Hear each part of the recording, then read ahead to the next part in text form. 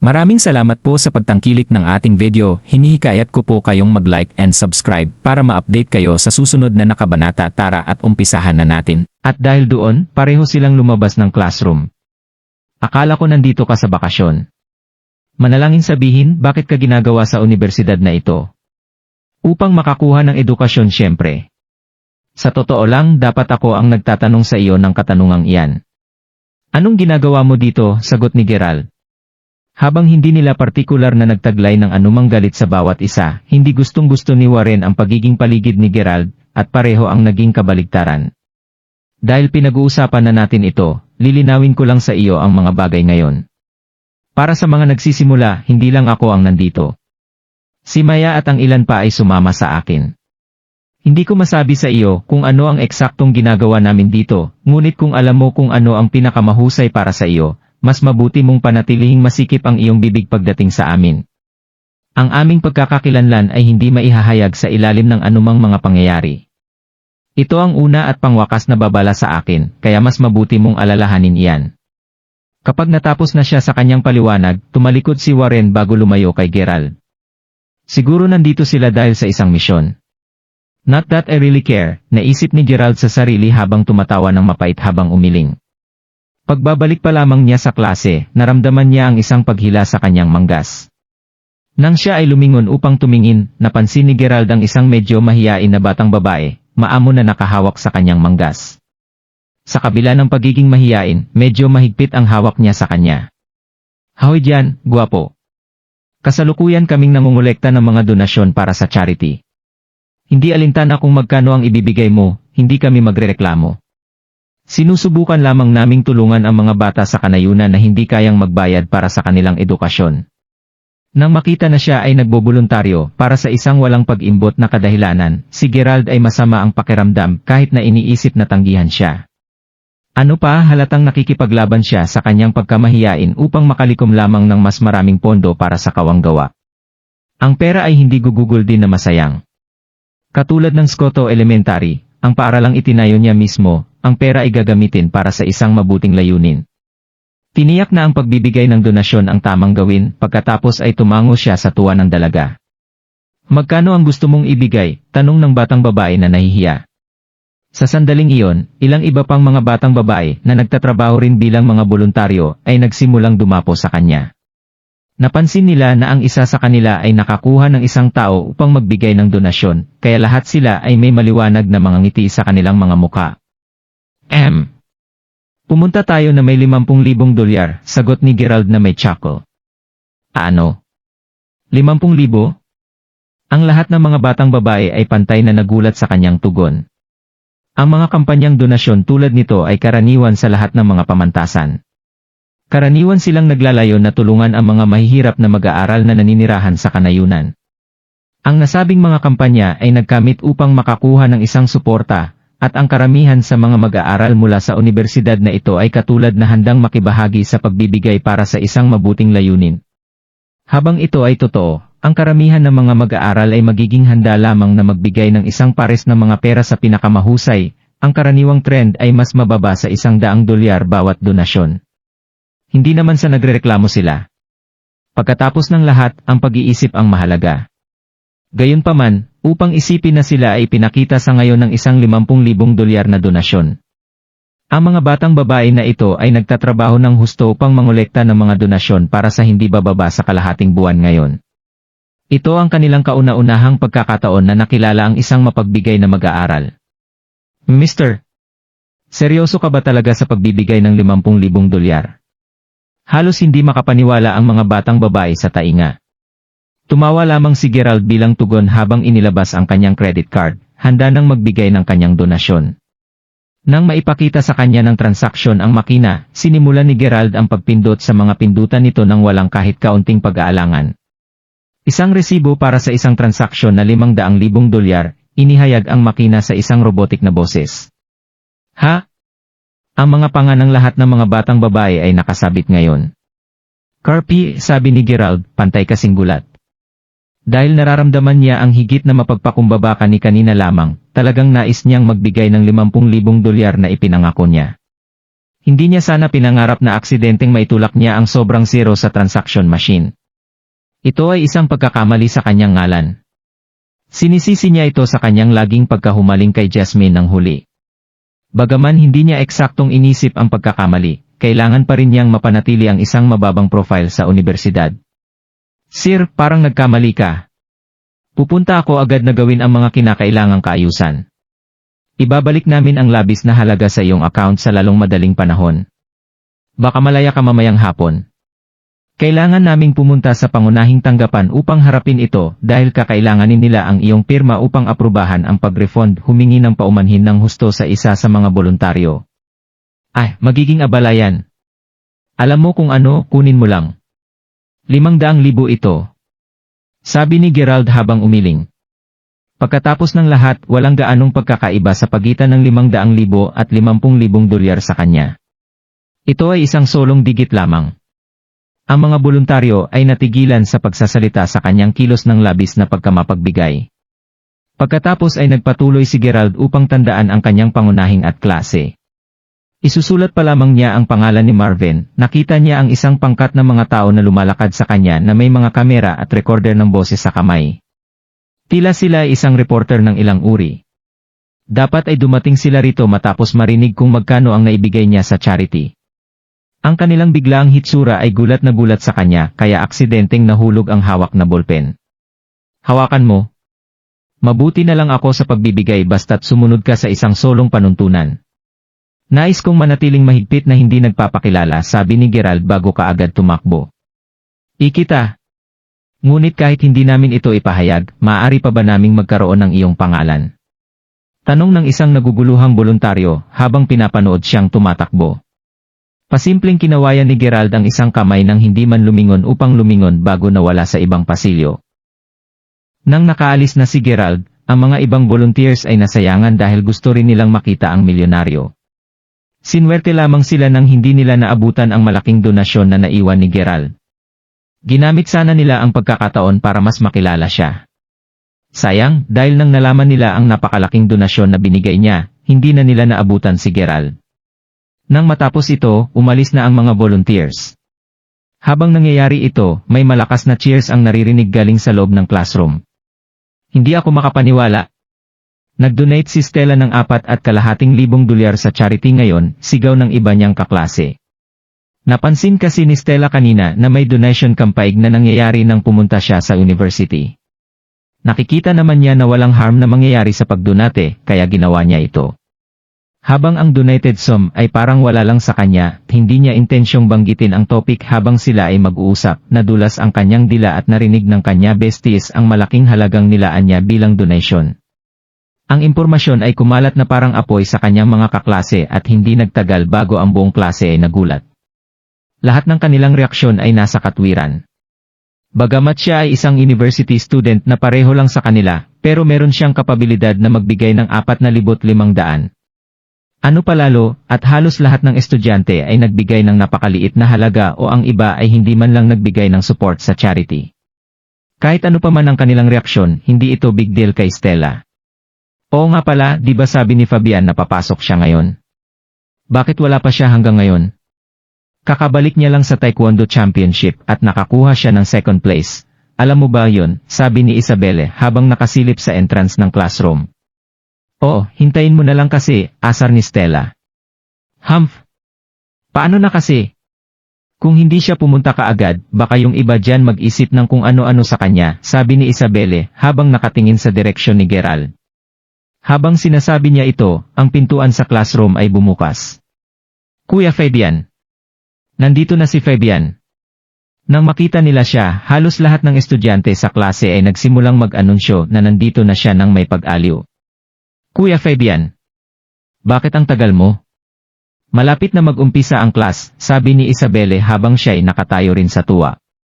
Oo, medyo lati lang ako dahil nakasalubong ko yung ibang mga babae na nanghingi ng donasyon para sa charity sa baba, sabi ni Fabian habang tumatango ng nakangiti. Nang makita niya si Gerald na nakaupo sa dati niyang pwesto, lumipat siya malapit. Nagbigay ka rin ng donasyon, Fabian, tanong ni Stella nang nakangisi. Tumango lamang si Fabian kay Stella. Hindi lang siya matangkad, payat at gwapo, si Fabian ang pinakamayamang lalaki sa klase nila. Ano pa at magaling rin siya sa sports. Hindi ito mystery kung bakit laging siya ang pinapansin sa klase nila. Magkano ang naibigay mo, Fabian? Merong sabi-sabi na ang pinakamalaking naibigay na donasyon ay may imbitahan para maipakita ang kanilang muka habang nasa donor appreciation event mamayang hapon, sabi ni Stella nang may paghanga. Hindi masyadong malaki ang nabigay ko. Plus, hindi ako interesado sa ganyang events, sagot ni Fabian habang nakatango. Bakit kasi pinapahalagahan ng mga tao ang ganitong mga event? O ano ba yan? Huwag mo kami iwan sa ere, Kuya Fabian. Magkano na nga yung eksaktong binigay mong donasyon, asar ng kanyang mga kaklase? $15,000 lang yun, sagot ni Fabian na wala ng choice kundi sabihin ang totoo. Nang marinig ang kanyang sagot, nanahimik lahat sila. Hindi nagtagal ang pananahimik dahil sumunod dito ang hiyawan at sigawan sa buong klase. $15,000. Diyos ko! Nagbigay ka ng $15,000, Kuya Fabian, sabay-sabay na sigay ng ibang babae. Siyempre at gulat na gulat sila sa napakalaking donasyon. Si Stella mismo ay nagulantang nang wala na rin siyang masabing kahit na ano sa sandaling iyon. Kuya Fabian. Hindi ako makapaniwala. Mahal ka na namin lalo, sigaw ni Stella nang maibalik niya sa dati ang kanyang boses. Ang buong klase ay nabigla pa rin matapos ang hiyawan. Ang mga balita ay kumalat hanggang sa umabot ito sa kanilang class lecturer. Habang si Stella at Fabian ay nasa honors at pareho silang nasa iisang klase, ibig sabihin nito ay masisikat rin siya. May announcement na nakarating na sinasabing lahat ng nasa degree program ay kailangang pumunta sa donor appreciation event. Ang event na ito ay mahalaga sa campus nila katulad ng ibang events, sports day, na binigyan ng mga estudyante ng pagtaas ng popularidad. Nang marinig nila ito, ang mga magkaklase ay gusto ring makapunta. Paano at hindi sila pupunta nang malaman nila na ang dalawa nilang kaklase ay magiging sikat? Matapos ang maikling lunch break, lahat ng nasa degree program ay umpisa ng dumiretso sa school hall. Habang si Gerald naman ay dumiretsong pumunta sa classroom nila. Hindi ka ba pupunta sa event, Gerald? Tanong ni Marvin. Hindi, sagot ni Gerald. Nakapunta na siya sa maraming events na parehas dito dati. Hindi ito espesyal para sa kanya. Sa kanya, ang pagbibigay ng donasyon ay simpleng paraan para maipahayag ang love and care para sa iba. At dahil ginawa na niya ito, hindi na niya kailangang pumunta sa event na ito. Pero Gerald, tignan mo. May dalawang Diyosa pupunta rin sa event. Sabi ni Marvin habang nakaturo sa entrance hall. Nang makita niya ito, napagtanto ni Gerald na tama nga siya. Tara, punta na tayo. Dahil marami namang pupunta, hindi tayo magmumukhang mabait kung pinili nating hindi pumunta dito, di ba? Dagdag ni Marvin. Siguro, sige na nga, sagot ni Gerald habang tumatango na lamang. May point si Marvin. Hindi ito magiging mabuti kung makikita siya na parang kakaiba. Matapos nito, kailangan niya pa ring makipagsalamuha sa mga kaklase niya ng matagal. Dahil dito, sumunod na lang si Gerald kay Marvin papuntang hall. Nang pumasok na sila sa loob, nakita nila ang dalawang babaeng nakaupo sa huling row, medyo low-key. Wala mang lang nagsubok na umupo malapit sa kanila, ang iba ay pinili na lang tumayo kaysa yumabi sa kanila. Ano ba yan? Wala nang natira upuan, sabi ni Marvin habang kinakamot ang batok. Anong sinasabi mo dyan? Ang daming bakanting upuan dito, sagot ni Gerald habang nakatingin sa pwesto ni Jasmine. Bago siya pigilan ni Marvin, naglalakad na si Gerald papunta sa kanila. Well, hello there beautiful, I assume these seats aren't taken, said Gerald with a smile. Well, hello sa inyo mga magaganda, di ba bakante ang mga upuan, sabi ni Gerald habang nakangiti. Wala siyang nakuhang sagot sa dalawang babae. Pasimple nilang inirapan ito. Marvin himself was now nervously tugging onto Gerald's elbow, desperately trying to hint at him to sit anywhere else but there. After all, if they triggered the two goddesses, both of them would be as good as dead. Medyo kinakabahan na si Marvin at kinakalabit na ang siko ni Gerald, at desperado na siyang nagbibigay ng signal na umupo na lang sa ibang pwesto. Dahil dito, kung parehas nilang na-trigger ang dalawang Diyosa, baka pwede na silang mamatay pagkatapos. Pero si Gerald ay pasimpleng hinila si Marvin para makaupo sa tabi niya. Medyo tumaas ang kilay ni Jasmine pero mas pinili niya na lang na manahimik. Nang nakapunta na ang lahat, ang event ay nagsimula na. Nang magsimula ito, ang principal ay nagbigay ng speech at sumunod ang isa pang student representative. Habang nagpapahayag, nakasaad na excellent donors lamang ang maipapahayag ang kanilang pangalan. Ang kabilang sa excellent donors ay ang mga nagbigay ng $15 pataas. Kabilang din sa pahayag na kapag sinabi na ang kanilang mga pangalan, hindi ito nakabase sa kung gaano kalaki ang kanila naibigay, hindi ito sunod-sunod. Habang ito ay nakasaad, ang eksaktong amount na binigay ng excellent donors ay ipapahayag pa rin. Hindi rin nagtagal na ang ibang nagbigay ng donasyon na $150 ay naanunsyo. Habang naririnig ng mga estudyante ito, puro bulong ang kumakalat sa crowd. Habang lumalakas ang bulungan at unti-unti na silang nagulat na mayroon pang tao ang naanunsyo na nagbigay ng $450 bilang donasyon. Kasama sa excellent donors, narinig ni Gerald sina Maya at Warren na nabanggit rin. Nahalata na silang dalawa ay nagbigay ng donasyon na $900. Natural lamang na mas magkakaroon ng komosyon ang mga estudyante habang papataas ng papataas ang bilang ng nagbigay ng donasyon. Ngayon, ayon sa listahan, ang total ay 12 estudyante ang nagbigay ng mas mataas pa sa $900 na donasyon. Dahil dito, iniimbitahan namin sila sa stage para tanggapin ang Certificate of Honor. Inayos niya muna ang kanyang lalamunan bago basahin ito, Warren at Maya. Pumunta na po kayo sa stage. Sumunod ay puro palakpakan habang umaakyat si Warren ay Maya sa stage. Wah! Ang hot ni Kuya Warren! Ang sigaw ay galing kay Isabelle na malakas na pumapalakpak habang pinapanood si Warren na umakyat sa stage. Habang tinitignan ang reaksyon, pasimpleng umirap si Gerald. Paano mo nakilala si Kuya Warren, Isabelle? Akala ko kasi kakatransfer niya lang dito, napatanong ang isa niyang kaibigan. Haha! Well, alam mo namang si kuya ko ay kaibigan yung popular sa school natin na si Jamir, di ba? Si Jamir at Warren ay matalik na magkaibigan, kaya natural lang nakilala ko siya. I see. Nga pala, nakikita mo yung babae na katabi ni Warren. Sa tingin ko pangalan niya ay Maya. Ang ganda niya, di ba? May hila ako na baka gusto niya rin si Warren kasi sabay sila nag-transfer, dagdag ni Isabel.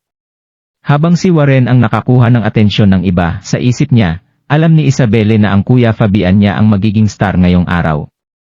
Dahil dito, nanahimik siya at nagsimulang magtuon ng pansin ulit sa nag-aanunsyo. Matapos ang ilang tao ay umakyat sa stage, ang sinabi ng host, galing sa Department of Economics 3rd class sa management, nandito si Stella na nagbigay ng donasyon na nagkakahalagang $4,500. Stella, inaanyayahan ka namin dito sa stage. Nang marinig ito, ang buong hall ay naghiyawan.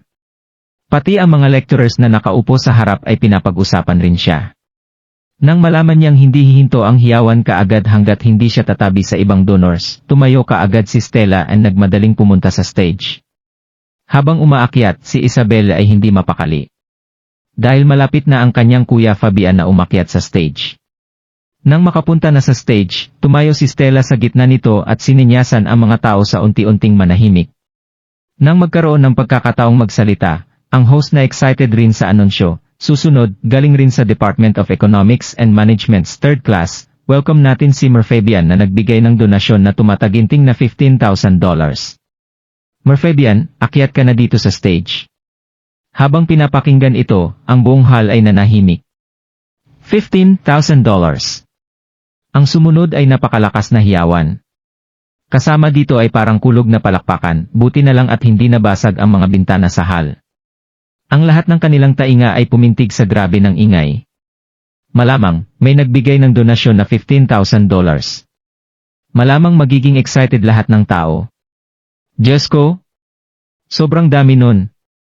Abay syempre. Si Fabian yang pinag-uusapan natin. Alam kong mayaman si Fabian, pero my God.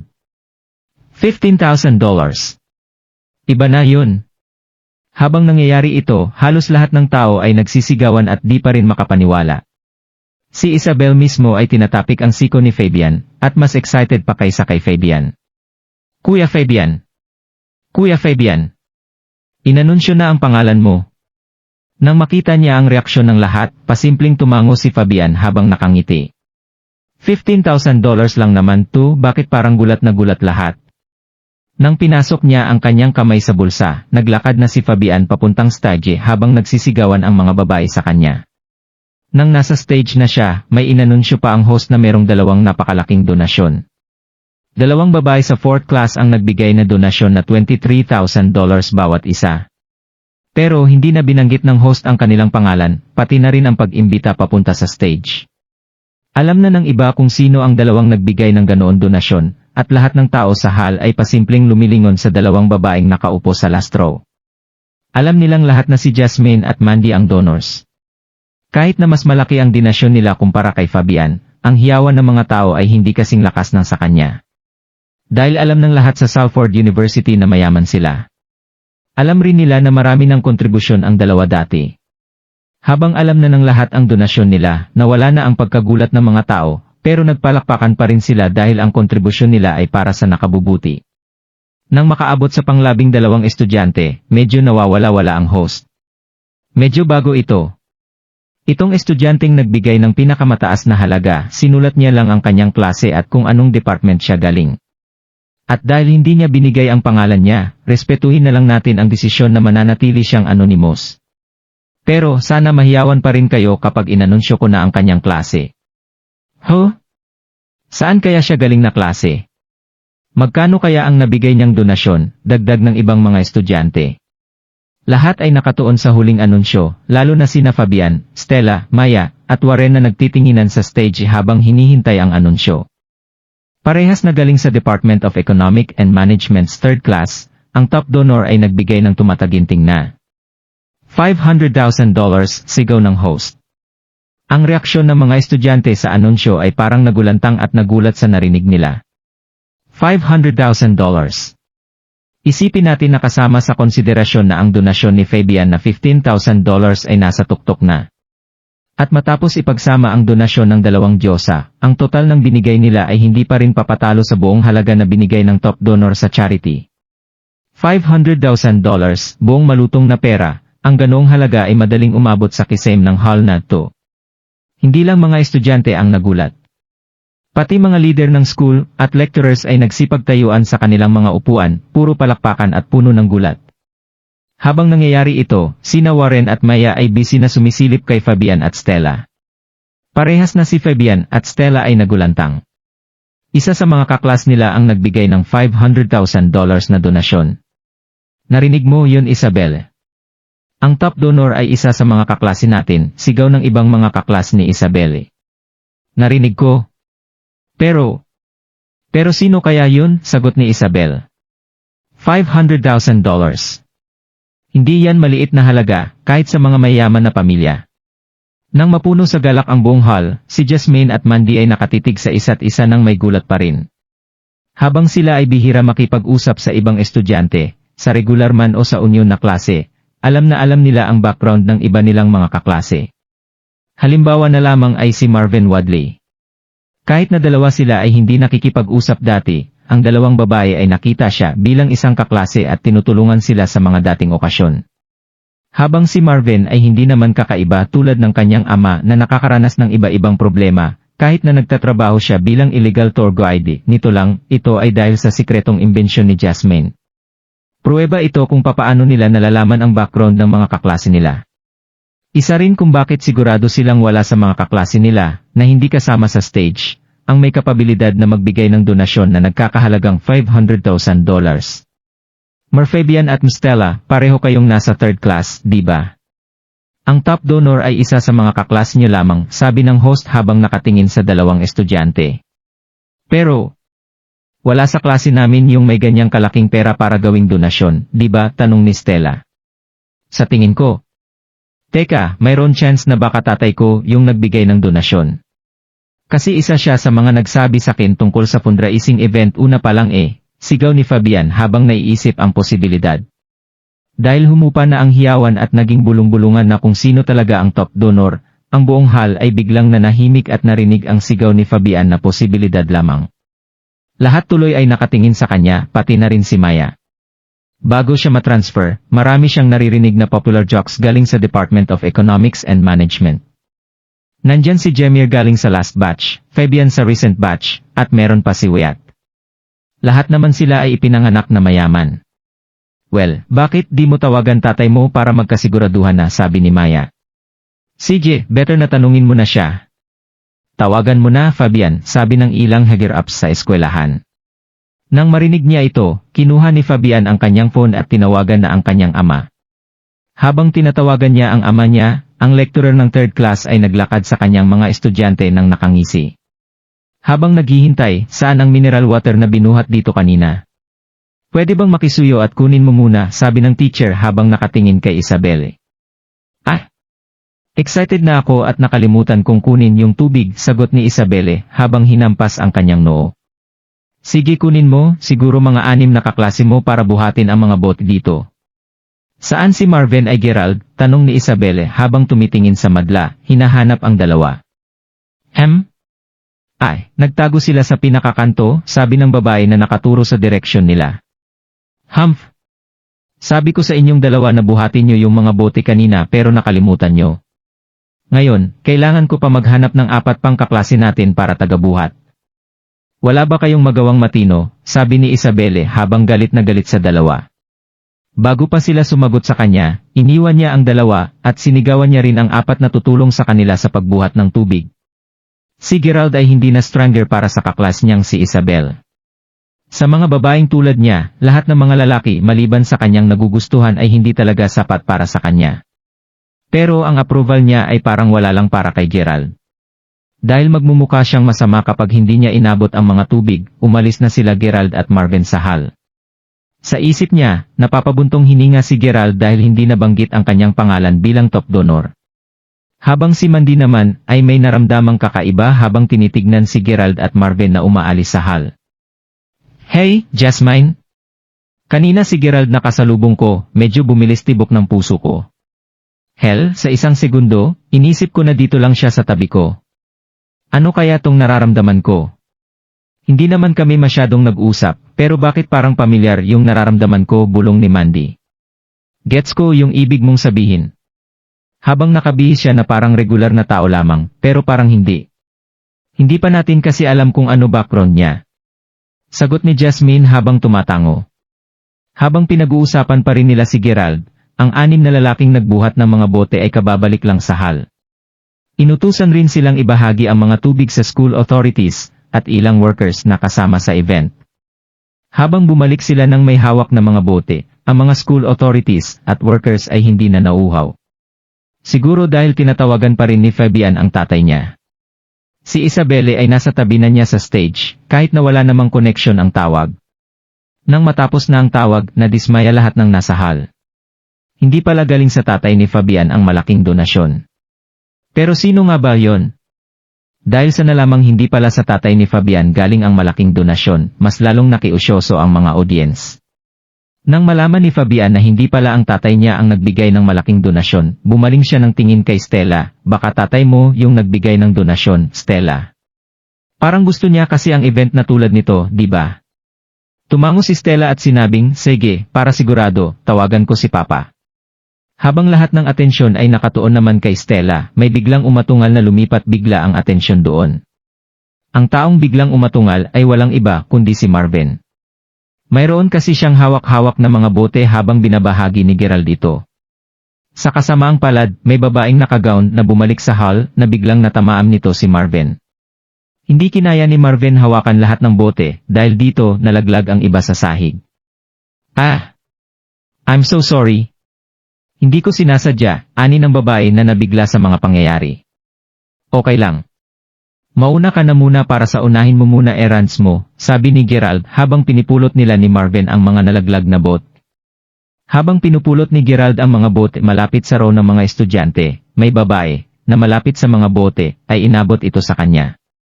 Nang makita nila ang isa't isa, nakilala niya agad kung sino si Gerald. Ho? Ikaw, sigaw ng babae habang nakatakip ang kanyang bibig sa pagkagulat. Si Gerald rin ay biglang nagulat. Ito yung babaeng nangolekta ng pera sa kanya para sa donasyon kanina. Habang nakatuon ang atensyon ni Gerald sa pagpulot ng mga bote, hindi niya kaagarang napansin ang babae. Sino ang mag-akala na malapit lang siya dito? Mas lalong nagiging awkward ito para kay Gerald. Sa wakas nahanap rin kita.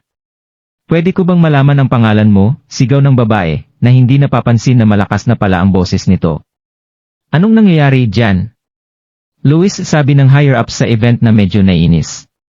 Wala, alam mo sir. Siya talaga yun, sabi ng babae. Bago pa siya kumalma, mayroong mga ibang nagbuntong hininga sa mga narinig. Ang ibang volunteers ay nandoon habang binibigay ni Gerald ang napakalaking donasyon, at sobrang saya nila nang makita nila si Gerald ulit. Habang pinapanood ang mga reaksyon nila, ang buong hall ay nanahimik na nanonood. Pati ang mga tao sa stage ay nakatingin na kay Gerald. Siya, yun? May alam si Maya na dito nag-aaral si Gerald ayon kay Warren, hindi niya ito masyadong napapansin pero naiba ngayon. Nang makita niya itong nagbubuhat ng mga boat, mas lalong nadismaya ang mukha nito. Noong nasa ibang school siya pa rin daw ang dating loser noong mga high school sila. To think na inuutusan pa siya magbitbit at magbahagi ng tubig sa iba. Ni ayaw niya nga malaman ang dahilan bakit nag-aaral si Gerald sa Ford University. Samantala, ang mga babae kanina ay pinapaligiran na si Gerald. Anong ibig sabihin nito? Tanong ng isa sa mga higher-ups. Manager Luke. Nahanap na namin siya. Siya ang nagbigay ng donasyon na $500,000, sabi ng isang volunteer na babae nang may paghanga. Ano? Nang marinig nila ito, lahat ay nanahimik. Ang tingin ng iba sa sobrang gulat at di makapaniwala ay kitang-kita sa mukha nila, lalo na ang mga nakatayo sa stage. Si Stella ay awkward na nakatitig kay Gerald, habang binababa ang tawag sa kanyang ama. Pati si Jasmine at Mandy ay nabigla at nakatitig na lamang sa direksyon ni Gerald. Baka may pagkakamali lang dito. Dapat siya yun, sigaw ni Isabelle dahil hindi pa rin makapaniwala na mas malaki ang naibigay kaysa kay Fabian. Tumanggi siya sa katotohanang may pera ba talaga si Gerald para magbigay ng ganoong kalaking donasyon. Pero kitang-kita na ang katotohanan sa harap nila mismo. Nabanggit na ang donor ay galing sa klase nila. Kapag hindi sa pamilya ni Fabian o Stella ang donasyon, ang posibleng tao na naiiwan na lang ay si Gerald. Siya talaga yun. Imposible na iba pagkamalan naming nagbigay dahil sabay-sabay kaming nakakita nito, sabi ng mga babae. Sigurado ba kayo? Ha? Pareho kaming nasa high school at sa pagkakaalam ko, mahirap talaga siya. Sa tingin nyo sa kanya galing yang ganyang kalaking pera? Hindi nyo nga kayang makakuha ng ganyang kalaking pera kahit ibenta nyo pa siya, sagot ni Maya. Halatang halata na dahil sa donasyon ni Gerald na $500,000 ay nasira ang ego ni Maya at ang ibang nakatayo. Dahil dito, lahat ng nakatayo sa stage ay kilala na talagang galing sa mayamang pamilya, at ang mga taong kilala na siya, si Gerald daw ay galing sa hirap simula't bata pa lang siya. Habang si Maya ay nakasuot ng mga branded na Adidas at Nike na nagkakahalagang mas higit pa sa $100, si Gerald ay nagsusuot lamang ng mga damit galing ukay. Ang superiority complex ni Maya ay sobrang lala na pati ang mga suot ni Gerald na $10 na shirt ay sapat na para mairita siya.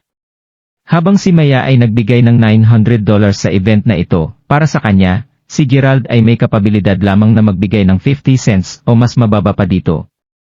Pero ayon sa mga volunteers, siya ay nagbigay ng $500,000. Dahil sa mga sinasabi nila, mas lalong nahihilo si Maya. Hindi ito nakatulong nang maglabas ang volunteers na kababaihan ng resibo para patunayan na nagsasabi sila ng totoo.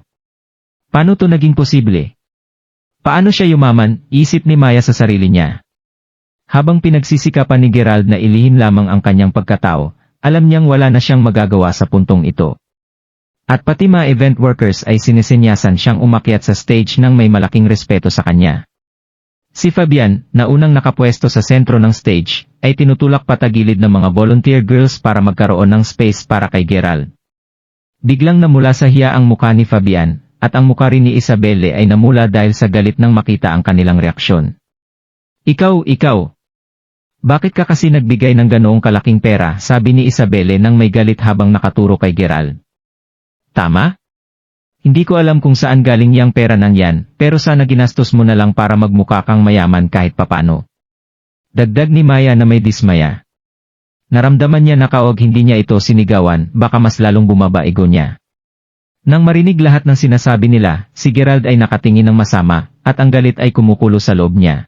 Pero ang tingin niya dati kay Maya ay isang diyosa noong mahirap pa siya, ito na siguro ang huling sandali. Hindi kayang tiisin ni Gerald ang pagkaprangka at talas ng dila nito. Well, dahil nagpapanghap lang naman akong mayaman, sagarin ako ng pagpanggap hanggang sa dulo.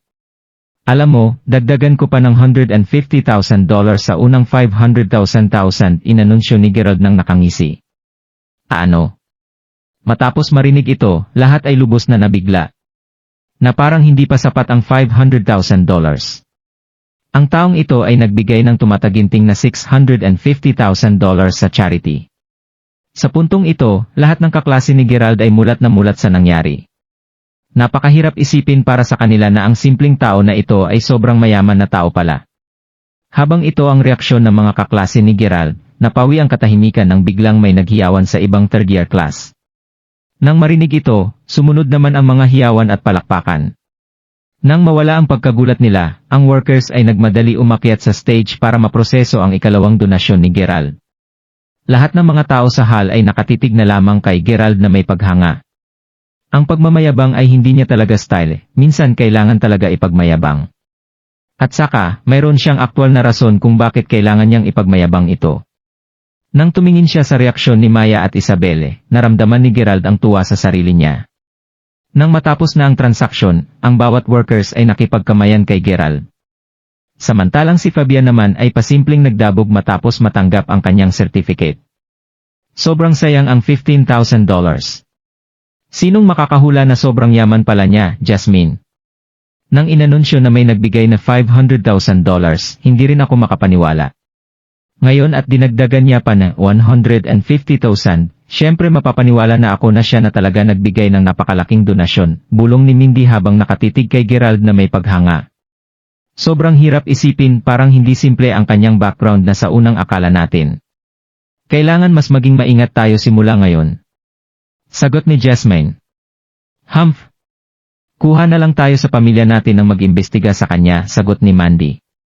Ngayon kasi, nag-utos na kami ng tao na mag-imbestiga sa kanya bago pa ang event na ito. Ang alam lang namin ay mahirap na estudyante siya na galing sa Seren County. Kahit anong pagsisiyasat ng investigation team, wala pa rin silang makuhang impormasyon sa kanya. Halatang halata na hindi na kontento si Jasmine matapos niyang sabihin iyon. Dahil dito, mas nagising siya sa katotohanan. Habang nakatingin si Jasmine kay Gerald, si Fabian naman ay bigla-bigla na lang umalis ng walang pasabi. Ang kanyang naramdaman ay parang nakiupo lang siya sa isang walang kwentang event. Nang makita niya na nasaktan siya, sinundan siya Isabelle habang sumisigaw, "Kuya Fabian, hintayin mo ako." Kahit na sumisigaw na siya, tuloy-tuloy pa ring tumakbo si Fabian patungong garden. Nang makapunta na siya sa isang puno, sinuntok kaagad ni Fabian ang punong kahoy. Kitang-kita ang bakas ng kanyang galit. Alam ni Isabelle na ang natatanging Achilles heel ni Fabian, kahit marami siyang mabuting ugali, ang ego niya pa rin ang nanaig. Nahalata niya kung gaano nasaktan si Fabian nang tinulak ito sa gilid ng mga volunteers na walang pasubali. Nakatayo si Gerald sa kung saan siya unang nakapwesto, ito'y parang huling sandali para sa kanya. "Kuya Fabian, please wag ka na magalit. Kahit ilan pa nabigay ni Gerald, nakamit mo pa rin ang second place sa Taekwondo Youth Championship. Doon pa lang mas lamang ka na sa kanya," sabi ni Isabelle, habang namumula-mula na ang kanyang mga mata. "Huwag mo kalimutan mga pangarap mo, Kuya Fabian. Please wag kang maging miserable sa mga maliliit na bagay tulad nito. Tandaan mo, ang school mismo ang nag-imbita sa'yo sa Taekwondo Championship para maging judge nila. Doon mo maipapakita kung sino talaga ang boss. Isipin mo kung gaano kalakas ang hiyawan at palakpakan na matatanggap mo kapag nangyari yun," dagdag pa ni Isabelle. Matapos marinig iyon, medyo gumaan na ang nararamdaman ni Fabian.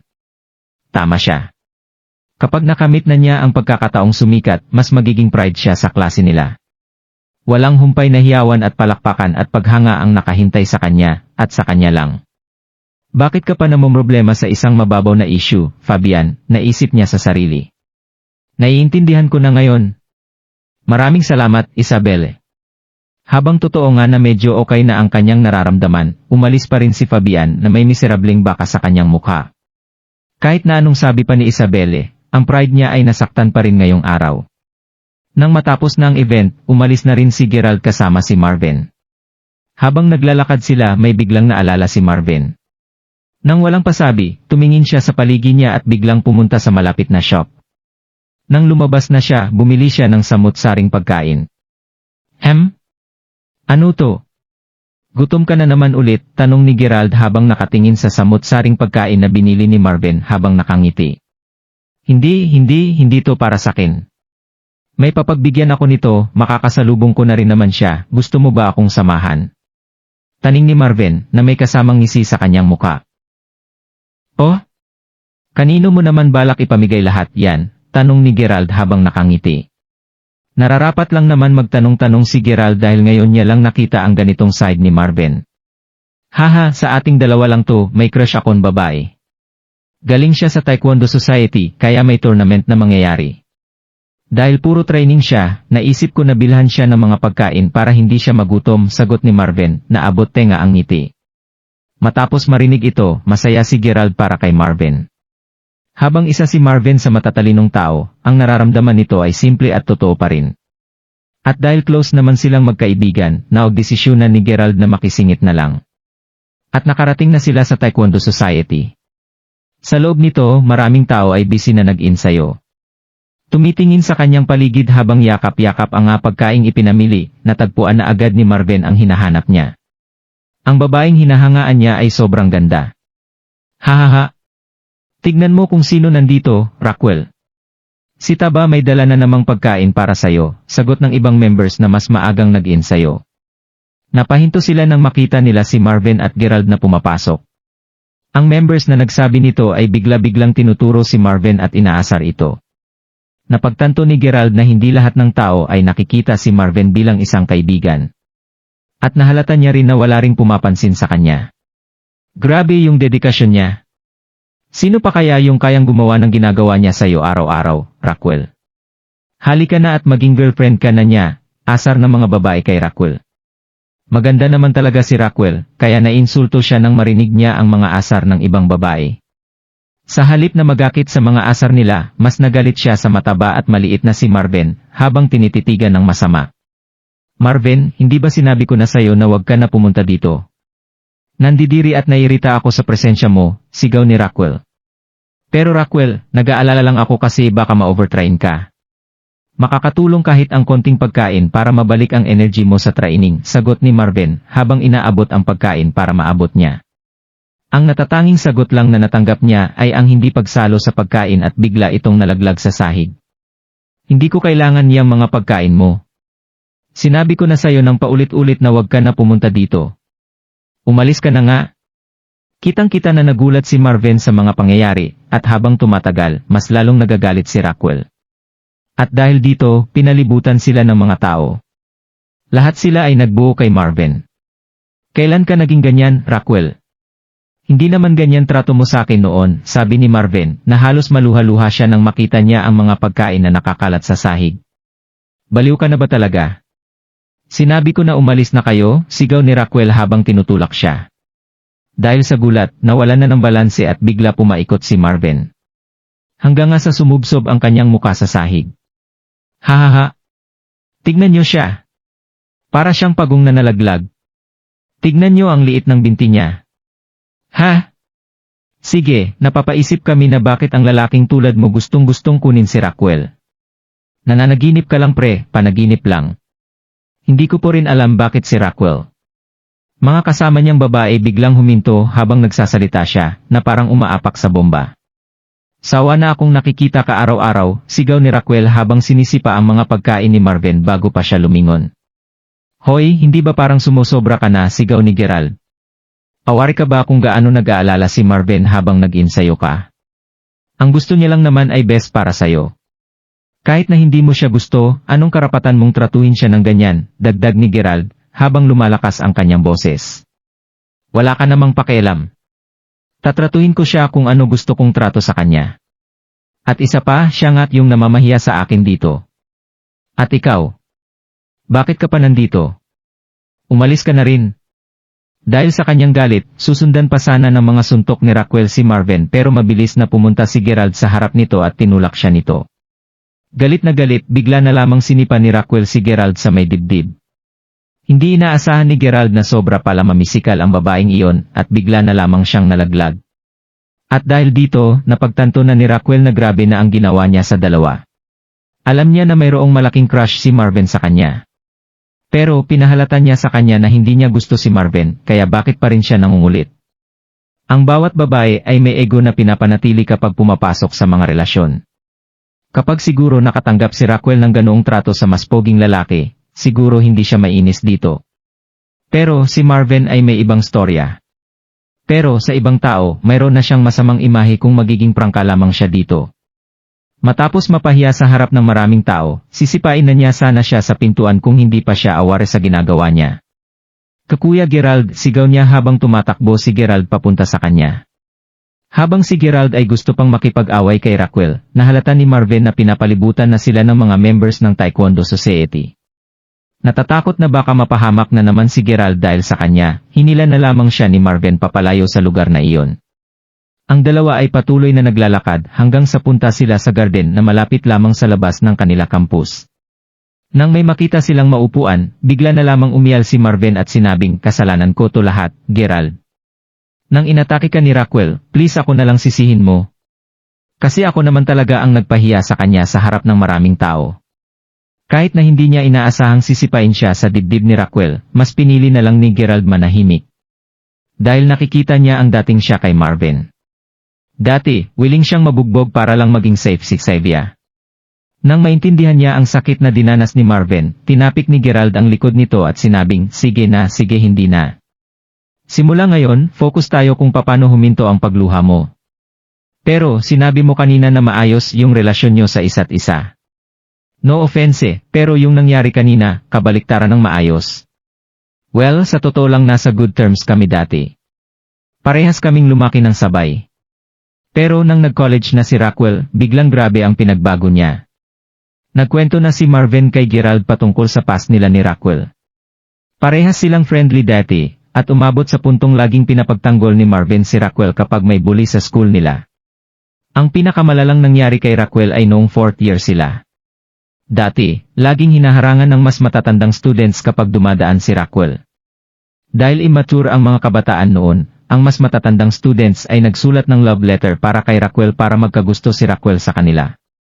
Nang nabigo ang kanilang plano, papagtulungan na sana nila siya, pero pumunta si Marvin at pinagtanggol si Raquel. Nang matapos ang away, ang tuhod niya ay naabutang nagdudugo at kitang-kita pa rin ang mga balat nito hanggang ngayon. Ang insidenteng hinarap ni Marvin ay katulad sa nangyari kay Gerald at Xavier dati. Siguro dahil dito kung bakit si Marvin at Raquel ay hindi may paghiwalay. Matapos ang kanilang graduation sa high school, naging magkarelasyon pa sila ng ilang sandali lamang.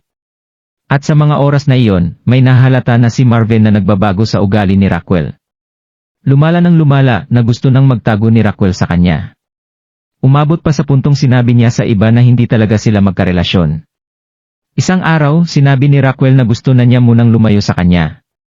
At naging ganoon ang kanilang relasyon na nagtagal ng ilang panahon. Pero hindi pa rin matanggap ni Marvin kung gaano kabili nag-move on si Raquel, kaya kinukulit niya ito ng kinukulit. Kaya umabot sila sa mga pangyayari ngayon. Tumango na lamang si Gerald nang may awa sa kanya. Hindi na niya alam ang sasabihin niya. Kasi, ang kwento ni Marvin ay may pagkakapareho sa kanyang dating karelasyon na si Xavier. Ang natatangi niya na lang gawin ay tapikin na lamang siya sa likod. Matapos nito, pinunas na ni Marvin ang natitirang mga luha at sinasabing okay na raw siya. Nakakatulong ang pagbahagi niya ng kanyang malungkot na kwento at pag-iyak. Matapos marinig ito, napakalma na rin si Gerald. Nang papaalis na sila, biglang nagring ang phone ni Gerald. Ito ay tawag galing kay Kweta. "Gerald, kaya mo bang bumalik ka agad?" "Anong nangyari?" Si Kweta ay parang nangangailangan ng tulong. "Anong nangyayari?" "Huwag ka magmadali, focus ka sa pagsabi sa akin lahat ng detalye," dagdag ni Gerald. Si Lolo Finlay. Nag-iimpake na siya ng gamit at gustong maglayas. Hanggang ngayon, nahihirapan na akong pigilan siya. "Ano? Pero bakit? Okay naman lahat nung nakaraan. Bakit bigla-bigla siyang maglalayas?" sagot ni Gerald na nagtataka. Kilala ni Gerald si Finlay bilang isang misteryosong matanda na kahit sa edad niya, gusto pa ring mapag-isa. Isang tadhana na magkakilala si Gerald at Finlay, at ang matanda ay ilang beses nang tinulungan si Gerald. Habang si Finlay ay masayang kinukulit ito, wala nang masabi si Gerald patungkol dito. Marami na rin siyang natanggap na tulong galing sa matanda. Para sa kapalit ng lahat ng tulong, pinatira ni Gerald si Finlay sa kanyang mansyon na may maayos na pagkain na rin. At dahil niligtas rin ni Finlay ang buhay ni Queta, tinrato rin niya itong mabuti, at siniguradong maayos ang kanyang mga kinakain. At ang trato na ni Queta sa matanda ay parang sarili na niyang lolo. Pero ito siya ngayon at gustong maglayas. Kung sino sisisihin sa biglaang paglayas ni Finlay, siguro dahil ito sa patuloy na investigasyon ni Gerald sa mga Fenderson. Alam ni Gerald na meron ang gagawin si Finlay nang magtanong siya patungkol sa mga Fendersons. Mas lalong hindi na kinakausap ni Finlay si Gerald matapos niya tanungin iyon. Ito ay parang may alam ang matanda sa nangyari. Noong tinanong si Finlay kung bakit parang may iniisip siyang malalim, ang tanging sagot niya lamang ay hindi naiintindihan. Alam niya na wala siyang magagawa sa ngayon, dinagdag na lang ni Gerald.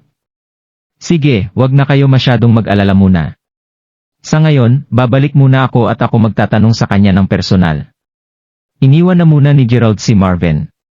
Matapos nito, nakauwi na siya at saktong nakita si Finlay na bitbit ang kanyang bagahe sa labas ng pintuan. Kailangan ko nang umalis, apo ko. Bibisita ako sa susunod pag may time. Mabait kang apo at hindi ka makakalimutan ni Lolo. Nang lumingon na ang matanda, nakita niya bigla si Gerald na nakatayo malapit sa kanya. Ay! Apo ko. Saktong-sakto. Aalis na ako, paalam muna sa ngayon. Pero Marquick, nakatira ka na dito ng sobrang tagal na. Bakit ka nagmamadali? Kahit pa, kung gusto mo na talaga umalis, dapat nagpaalam ka man lang sa akin para mabigyan kita ng kotse para sa kung saan mo gusto pumunta. Hindi naman na kailangan yun, apo ko. Alam ko maganda naman intensyon mo, at naging mabait kang apo. Pero kapag hindi ako umalis ngayon, wala na akong chance para gawin ulit to. Medyo hindi na maintindihan ni Gerald ang huling mga salita ni Finlay. Sorry, ano ulit sinabi mo? Nilinaw niya ang kanyang mga salita, sagot ni Finlay, ang sabi ko, hindi na kailangan guluhin ka. Oras na para umalis ako, ingat kayo, apo ko. Matapos nito, tinapik ni Finlay ang dibdib ni Gerald. Dahil dito, medyo nasaktan si Gerald bago hinawakan ang mga sugat na bakas ng ginawa ni Rockwell. Seryoso ka ba? Malambot lang yung pagkatapik ko sayo. Yang lamang loob mo ba naging papel na apo ko? Tanong ni Finlay na nabigla. Nag-alala si Queta at biglang tumakbo papunta kay Gerald at tinanong, anong nangyari? Nasaktan ka ba? Huwag ka mag-alala. May sumipa lang sa akin na babae sa dibdib. Huh? Sino siya? Bakit kanya inatake? Tanong ni Queta na biglang nag-alala. Tumango lamang si Gerald ang nagsignal na ayaw na muna niyang pag-usapan ang mga nangyari kanina. Habang totoo nga na sinaktan siya ni Rockwell dahil sanay siya sa pag-taekwondo, tumango na lamang si Finlay bago nagbuntong hininga. Kung ako sayo, aalis na ako sa sitwasyon na ganyan, paano ako hindi mag-aalala sayo, apo ko? Masyado kang mabait. Yan ang kinakatakot ko pag umalis na ako, hindi mo malalaman kung anong papatay sayo. Habang sinasabi niya ito, may naalala si Finlay na nangyari sa hotel noong may ipinadala si Yunus na mahabang buhok na lalaki para atakihin si Gerald. Kung hindi siya lumaban, baka matagal nang wala ang braso ni Gerald. Nakuha ko lang naman tong sakit na to kasi hindi ako lumaban. Kung seryoso ako, baka mapano pa yung babae, sagot ni Gerald. Habang siya ay mabuting tao, may reputasyon pa rin siya. Bilang isang lalaking nabugbog ng isang babae, syempre medyo nasaktan din ang ego niya dito. Ha? Ikaw? Alam ko namang may natitirang lakas sayo, kahit sino naman na mayroong alam ay madali kang mabugbog bigla. Alam mo, apo ko, huwag kang umasa na laging mayroong mga tao sa poprotektahan ka sa mga ganitong pagkakataon, sabi ni Finlay habang kinakamot ang batok. Tumango na lamang si Gerald. Sa totoo lang, mayroon siyang konsiderasyon na kunin ang martial art o dalawa galing kay Drake at Tyson. Tulad ng kickboxing siguro. Kaso ang problema, wala na siyang sapat na oras para mag-ensayo. Sige, ganito na lang. Mananatili ako dito ng 3 araw pa kahit na hindi mo matututunan ang anumang mahirap na moves sa loob ng maikling panahon sa ilalim ng aking guidance. Sigurado naman ako na matututo ka kahit papaano ng konting self-defense. Sa ganoong paraan, ang iyong mga kaaway ay hindi makakalapit sa iyo ng ganoong kadali. Kahit na ang mga moves na ito ay praktikal at mas madaling matutunan, tandaan mo na ang mga moves na ito ay hindi idinisenyo para saktan ang mga tao. Kung tutusin, ang mga ito ang mga self-defense moves, sabi ni Finlay. Teka, hindi ka nagbibiro, di ba? Matututunan ko ang basic self-defense sa loob lamang ng 3 araw, nakangiting sinabi ni Gerald. Makinig ka, kung sasabihin kong maaari mo na itong makabisado sa panahon na iyon, siguradong kakayanin mo ito. Isipin mo na lang na swerte ka dahil mananatili ako para turuan ka, ang apo kong makulit. At huwag tumingin sa akin na parang nagdududa ka.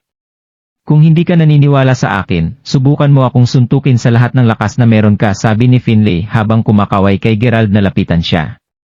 Huwag na lang. Marquik, nasaktan ako ng ganito dahil hindi ako lumaban. Hindi ako nananakit ng mga babae. Sa totoo lang, medyo malakas pa rin ako, alam mo. Natatakot ako na kung talagang sinuntok kita, masisira ko ang iyong mga buto, sagot ni Gerald habang kumakaway na tumigil sila. Si Marquik ay mahusay pero siya ay matanda at payat pa rin, naisip ni Gerald sa kanyang sarili. Siya ay nag-aalala na baka masasaktan niya ang matanda mula sa isang simpleng suntok lamang. Bakit ka nag-aalala? Sumugod ka sa akin, sagot ni Finlay. Nakita ni Gerald na mataas ang kumpiyansa sa boses ni Finlay, kaya tuluyan siyang bumigay. Hinanda ni Gerald ang kanyang sarili at mabilis na tumakbo patungo kay Finlay na nagbigay ng malakas na suntok sa kanyang balikat. Makalipas ang ilang sandali nang marinig ang isang malakas na tunog. Nahulog na lang sa lupa si Gerald. Bago pa man tumama ang suntok ni Gerald, madaling naiwasan ni Finlay ang kanyang atake bago hinawakan ito sa kanyang pulso. Sa susunod na sandali, parang sirang saranggula si Gerald habang ang kanyang buong katawan ay pansamantalang itinaas sa hangin bago siya sinalubong ng malamig at batong beranda ng bila. Ang buong katawan ni Gerald ay nasasaktan na parang lahat ng mga buto sa kanya ay sabay-sabay na nawarak. Nahirapan siyang bumangon pa. Gerald, sigaw ni Queta habang sumugod siya papunta sa kanya na may nag-aalalang ekspresyon sa mukha niya habang tinutulungan siyang bumangon. Ano? Kumusta naman ang ginawa ko, apo? Magaling pa rin ako, sabi ni Finlay habang nakasquat at tumatawa sa tabi ni Gerald. Hindi pumasok sa isipan ni Gerald na ang isang taong mukhang mahina ay magiging napakahusay sa self-defense. Hindi niya namalayan na siya ay umangat sa hangin hanggang sa sandaling bumagsak ang kanyang katawan sa lupa. Ang ulo ni Gerald ay umiikot pa rin mula sa epekto ng pagkahulog na iyon. Grabe ka naman, Lolo Quick. Bakit sobra naman ang ginawa mo, sabi ni Queta, habang nag-aalala tungkol sa kaligtasan ni Gerald. Ha? Matanda na siya. Hindi siya kahinghina na tulad ng inaakala mo, apo ko, kung tutuusin, marami nang nagawang magaspang na mga gawain si Gerald mula sa murang edad. Ang mga braso niya ay medyo malakas, alam mo. Ang galaw na ginamit ko sa kanya ay magiging perpekto para matutunan ni Gerald, sagot ni Finlay habang binigyan niya ng kaunting sipa si Gerald. Bumangon ka na ngayon, apo ko. Tulad ng ipinangako ko, gagamitin ko ang ilang mga sobrang araw na ito para matulungan kang makabisado ng ilang mga moves. Hanggat wala masyadong karanasan ang iyong mga kalaban pagdating dito, ang mga moves na iyon ang magiging madaling gamitin na assets upang matulungan kang makatakas sa mga normal na laban. Agad na tumayo si Gerald nang marinig niya iyon, nakahawak pa rin siya sa nasaktan niyang braso. Tama siya tungkol doon. Iyon nga ang pinakamahusay na move, naisip ni Gerald sa kanyang sarili habang tumatango. Makalipas ang 3 araw, sa wakas ay nakabisado na ni Gerald ang ilang mga self-defense moves at nangangahulugan din ito na wala ng rason si Finlay na manatili pa dito. Napagtanto ni Gerald na mayroon na siyang konting emosyonal na connection kay Finlay, dahil medyo matagal nilang nakasama ang matandang ito. Kahit na madalas na mahina ang utak at loko-loko ang matandang lalaki, siya ay karaniwang isang mabuting tao pagdating kay Gerald at Queta. Sa katunayan, gusto ni Gerald na manatili siya kung kaya niya. Bumuhos ang luha sa mga mata ni Queta habang hinahatid niya ito palabas. Alam niya na mamimiss niya ang matandang ito. Sa pag-alis ni Marquik sa villa, nagtaka si Gerald kung bakit ayaw pag-usapan ni Marquik ang ilang mga paksa.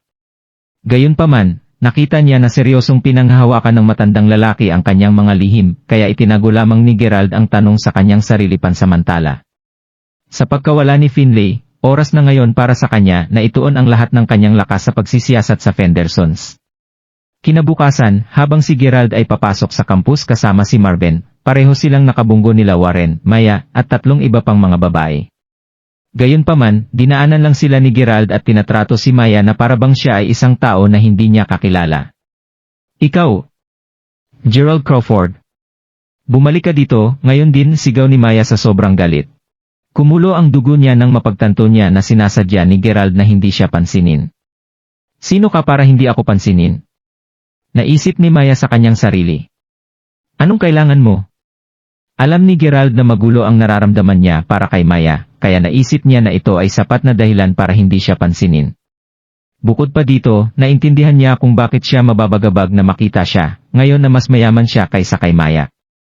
Ayaw lang niyang pansinin ang babaeng ito. Ano naman kung medyo mayaman ka na ngayon?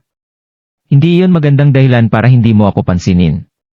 Gusto ko lang malaman kung saan mo nakuha ang lahat ng pera na iyon, sabi ni Maya habang nakatitig siya ng diretso sa mga mata ni Gerald. Pasensya na pero private information yon, malamig na sumagot si Gerald. Private? Ha? Kumita ka lang ng konting pera, big deal. Hindi pa rin nagbabago ang katotohanang ikaw ay isang pulubi noon. Magiging totoo ako sa'yo, Gerald. Ikaw ay isang upstart lamang. At ang mga taong upstart ay kilalang kilala sa pagiging mayabang na mga tao na tulad mo. Hindi ito tulad ni Jamier at ng iba pa, ikaw ay kulang sa maturity at katatagan. Reklamo ni Maya, malinaw na ayaw niyang mahigitan ng iba. Sabihin mo ang gusto mong sabihin. Nagpaplano kami ni Marvin na mag-scout para sa isang magandang lugar kung saan namin sisimulan ang aming bagong kumpanya. Kung wala nang iba pa, aalis na kami ngayon, sabi ni Gerald habang umiiling at makikita ang kanyang matinding ngiti. Hindi iyon ang kanyang unang pagkakataon ininsulto siya sa ganoong paraan. Walang epekto ang panlalait mo sa akin. Walang silbi kung susubukan ko pang ipaliwanag ang anuman sa isang tulad niya, naisip ni Gerald sa kanyang sarili. Kumpanya. Nagsisimula ka ng isang bagong kumpanya, tanong ni Maya. Lubhang nakakainis para sa kanya na makita si Gerald na umunlad sa buhay. Kahit na hindi siya sigurado kung bakit ganito ang pakiramdam niya, ganito lang talaga ang nararamdaman niya. Oh? Si Gerald ang magbibigay ng pondo para makapagsimula tayo ng isang travel agency, tuwang-tuwa na sinabi ni Marvin habang sinusundan niya si Gerald papasok sa campus. Hindi ito isang kasinungalingan. Tinawagan kahapon ni Gerald si Marvin bandang tanghali upang pag-usapan ang bagay na ito. Stressed si Marvin dahil nanghihina ang kalusugan ng lola niya at ang kanyang relasyon kay Raquel ay kasalukuyang magulo din gayunpaman. Nang lumapit si Gerald upang tulungan siya, alam ni Marvin na malapit na siyang makalagpas sa kanyang mahihirap na problema. Sobra siyang nagpapasalamat kay Gerald matapos matanggap ang alok na magsimula ng isang kumpanya nang magkasama sila. Habang nakita niya si Gerald bilang isang matalik na kaibigan dati, tinatrato niya ngayon si Gerald na parabang totoong kapatid niya ito. Mukhang naiinis si Warren habang naglalakad palayo ang dalawa, anong klase ng swerte ang meron siya? Sino ang nakakaalam? Si Gerald lang naman ang magpupondo dito kahit na magbubukas siya ng isang kumpanya, sabi ni Maya. Tama ka dyan. Humph! Maghintay ka lang at makikita mo. Sigurado na gagamitin niya ang lahat ng perang iyon kapag nakakuha siya ng tsansa. Ano pa ang meron sa kanya pagkatapos nito, naiinis na sinabi ni Warren. Tumigil na tayo sa pakikipag-usap tungkol kay Gerald at umalis na tayo ngayon. May taekwondo competition na hinanda ang school, naalala mo. Sa lahat ng mga kaganapan sa paaralan, ang isang ito ang pinakagusto ko. Dagdag ni Warren. Oo nga pala, bago ka pumunta sa Police Academy, ikaw ang naging representative sa seniors, tama? Dahil ikaw ang naging champion sa taekwondo ng Sunidale, siguradong tuturuan mo ng leksyon ang mga junior na iyon pagkatapos nilang mapanood ang kompetisyon. Ang grupo ng 5 ay pumasok na din sa campus habang kaswal na nakikipag-usap sa isa't isa. Samantala, pinirmahan ni Gerald at Marvin ang kanilang attendance sa klase. Nagpasya silang umalis matapos makita na mayroon lamang silang klase sa ideology sa umagang iyon.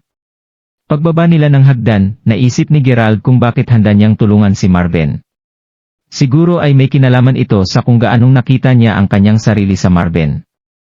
Bukod pa dito, pareho silang naging mas malapit sa mga nagdaang araw at tinuturing siya ngayon ni Gerald bilang isang kapatid din. Si Marvin ay isang napaka-filial na tao din at natuwa si Gerald dahil sa labis na pagmamahal ni Marvin sa kanyang mga magulang at lolo't lola. Alam niya na isang mabuting tao si Marvin, kaya sobra siyang masaya na suportahan siya, kaya siya humantong sa kanyang ideya na bumuo ng isang partnership para sa bagong travel agency ni Marvin. Hindi ito big deal para kay Gerald dahil ang problema o lang naman ni Marvin ay kakulangan ng pera. Meron siyang resources para tulungan si Marvin, kaya ito ang tamang bagay na gawin para sa kanyang kapatid. Maliban sa lahat ng ito, ang pinakamalaking hakbang na gagawin niya ay ang alamin kung saan ang lokasyon ng kumpanya. Nagdesisyon silang dalawa na ilagay ang kanilang kumpanya sa isang gusali na malapit sa university. Ang gusali mismo ay grande at mukhang perpektong lugar para magsimula ng isang firm. Napapaligiran din ito ng mga berdeng halaman, na parang personal na pinagpala ni Mother Nature ang lokasyon. Marami pang ibang mga kumpanya ang gumagamit na rin ng gusali. Ang kasikatan ng lugar ay lumampas sa kanilang inaasahan. Sa pagsisimula ng kanilang travel agency doon, ang iba pang mga kumpanya ay tiyak na magsisimulang ayusin ang kanilang annual travel sa tulong ng kanilang agency. Iniwasan nila ang mga lokasyon na nasa gitna ng kawalan. Ang pagkakaiba sa revenue ang makakapagsabi ng lahat. Hindi nagtagal at dumating ang dalawa sa investment center sa loob ng gusali. Hindi ba natin naayos ito sa telepono? Nasaan ang lalaki na makikipagkita sa atin? Tanong ni Gerald habang pareho silang naglakad papunta sa main entrance. Hindi rin ako sigurado. Tinawagan ko siya kanina pero busy ang linya. Naintindihan ko. Ang central ay puno rin ng mga tao. Hintayin na lang natin ng kaunti, sabi ni Gerald habang tinitingnan ang oras at umiling dahil wala siyang magawa. Paglingon niya kay Marvin, napansin ni Gerald na gulat siyang nakatitig sa pasukan. Nakataas ang isang kilay ni Gerald habang nagtataka sa reaksyon nito kaya sinundan niya ang tingin ni Marvin at nagulat siya nang makita ang isang grupo ng kabataan, nakakalabas lang sa isang kotse, at papasok din ang mga ito sa investment center.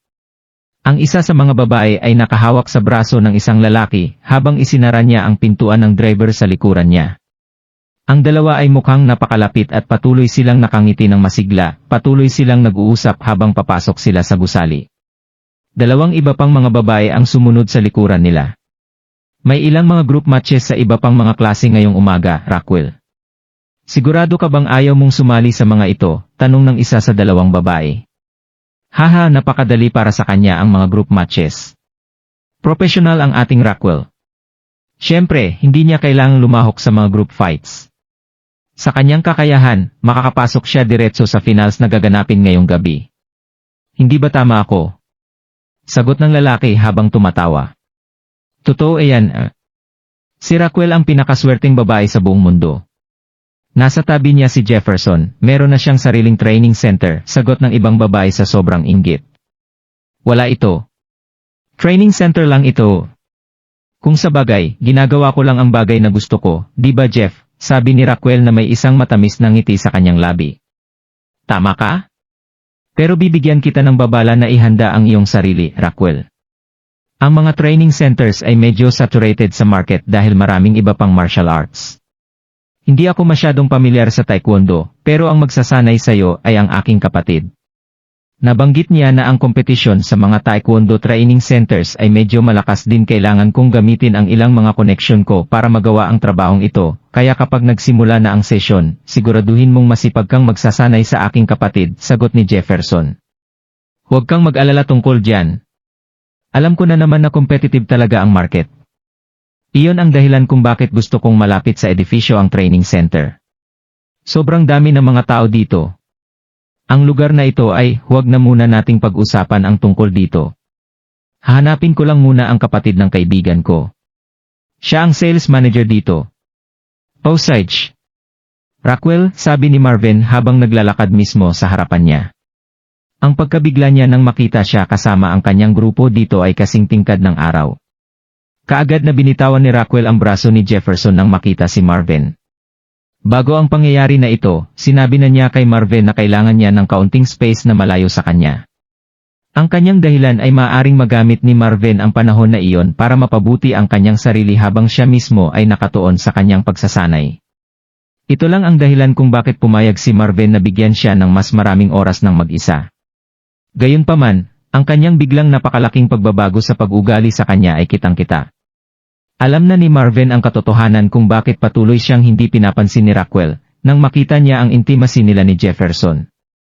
Malinaw kay Rockwell na nahuli na siya. Naramdaman niya na nahihiya siyang tingnan si Marvin sa mukha ngayon. Nagsisinungaling ka pala sa akin noong una pa lang, sabi ni Marvin habang nanginginig ang kanyang mga kamay. Nanginginig ang kanyang mga kamay kaya't ang lahat ng mga dokumento para sa investment na hawak niya ay nahulog sa sahig. Nagsinungaling. Hindi ko alam ang pinagsasabi mo, sagot ni Rockwell habang nakatawid ang kanyang braso. Sa dami ng mga tao sa gitna na nakatingin sa kanila ngayon, hiniling talaga ni Raquel na magtago na lang siya mula sa lahat ng kahiyang ito. Bakit? Bakit ganito ang kinikilos mo? Tanong ni Marvin habang humihinga siya ng malalim. Bilang sagot, nanatiling tahimik lamang si Raquel at tumingin siya sa isang gilid. Ha, so ikaw si Marvin, di ba? Ang kaibigan ni Raquel sa pagkabata o ano? Medyo pamilyar na ako sa'yo. Tingnan mo lang ang sarili mo. Umalis ka nga sa paningin ko. Sigaw ni Jefferson habang nakalawit ang kanyang mga OD-6 car keys sa harap mismo ng mukha ni Marvin. Hello. Ang pangalan mo ay Jeff, di ba? Naghihintay ako sa pagdating mo. Sinabi ng isang empleyado na nakasuot ng suit habang siya ay sumugod para makipagkamay kay Jefferson. Makikita ang magiliw ng ngiti sa kanyang muka. Aaron? Medyo matagal na mula nang huli tayong magkita. Pasensya na sa paghintay, sagot ni Jefferson habang nakipagkamayan. Walang problema. Oh Sage, dumiretso na tayo sa punto. Pumili ako ng ilang magagandang disenteng mga lugar para sayo. Halika tingnan mo sila. At huwag mag-alala tungkol sa mga presyo, sigurado na bibigyan kita ng mga discounts, sabi ni Aaron. Ayos, pumili tayo ng isa ngayon. Matapos sabihin yon, hinila ni Jefferson si Raquel sa kanyang braso at sinama siya. Sumunod na lamang siya kay Jeffrey dahil gustong iwasan ni Raquel na kausapin si Marvin. Sa kanyang pag-alis, dahan-dahang tinipon ulit ni Marvin ang kanyang mga nararamdaman. Natandaan niya ang payo ni Gerald at ito ang nakatulong sa kanya na manatiling kalmado. Napakaraming bagay ang nangyari ng napakabilis kanina, kung kaya't hindi niya napigilan ang kanyang galit sa isang sandali. Nang makita na matagumpay na pinakalma ni Marvin ang sarili, tinapik lang siya ni Gerald sa balikat at dinala pabalik sa kanilang mga unang upuan. Holy Kirby, Aaron! Bakit ang expensive naman ng mga office space? Hindi ito katulad ng nakita ko sa online.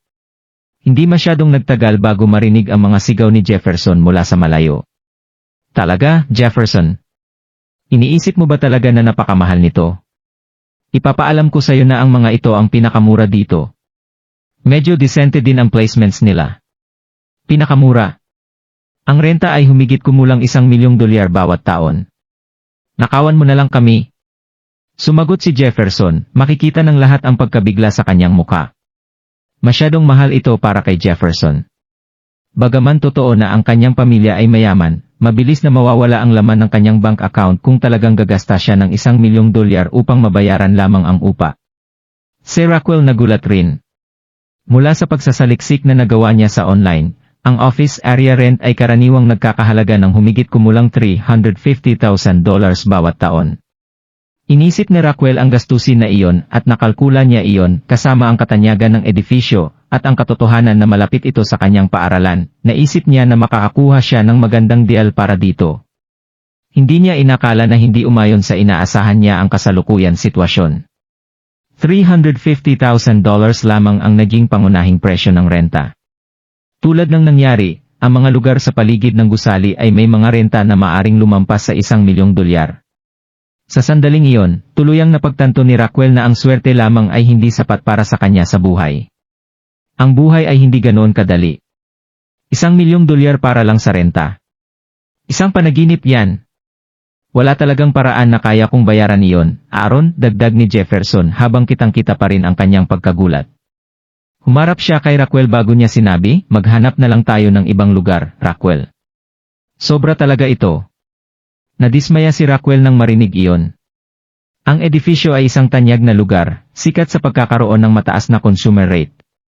Sa madaling salita, ang mga may mataas na katayuan lamang ang kayang magtrabaho dito.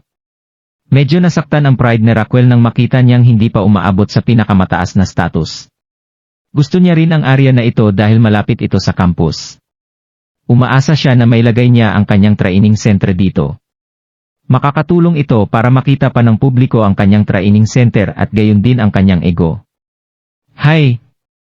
Sige pala, tumango si Raquel at mukhang dismayado siya. Nakita niya na nagbago rin ang masayahin na ugali ni Aaron.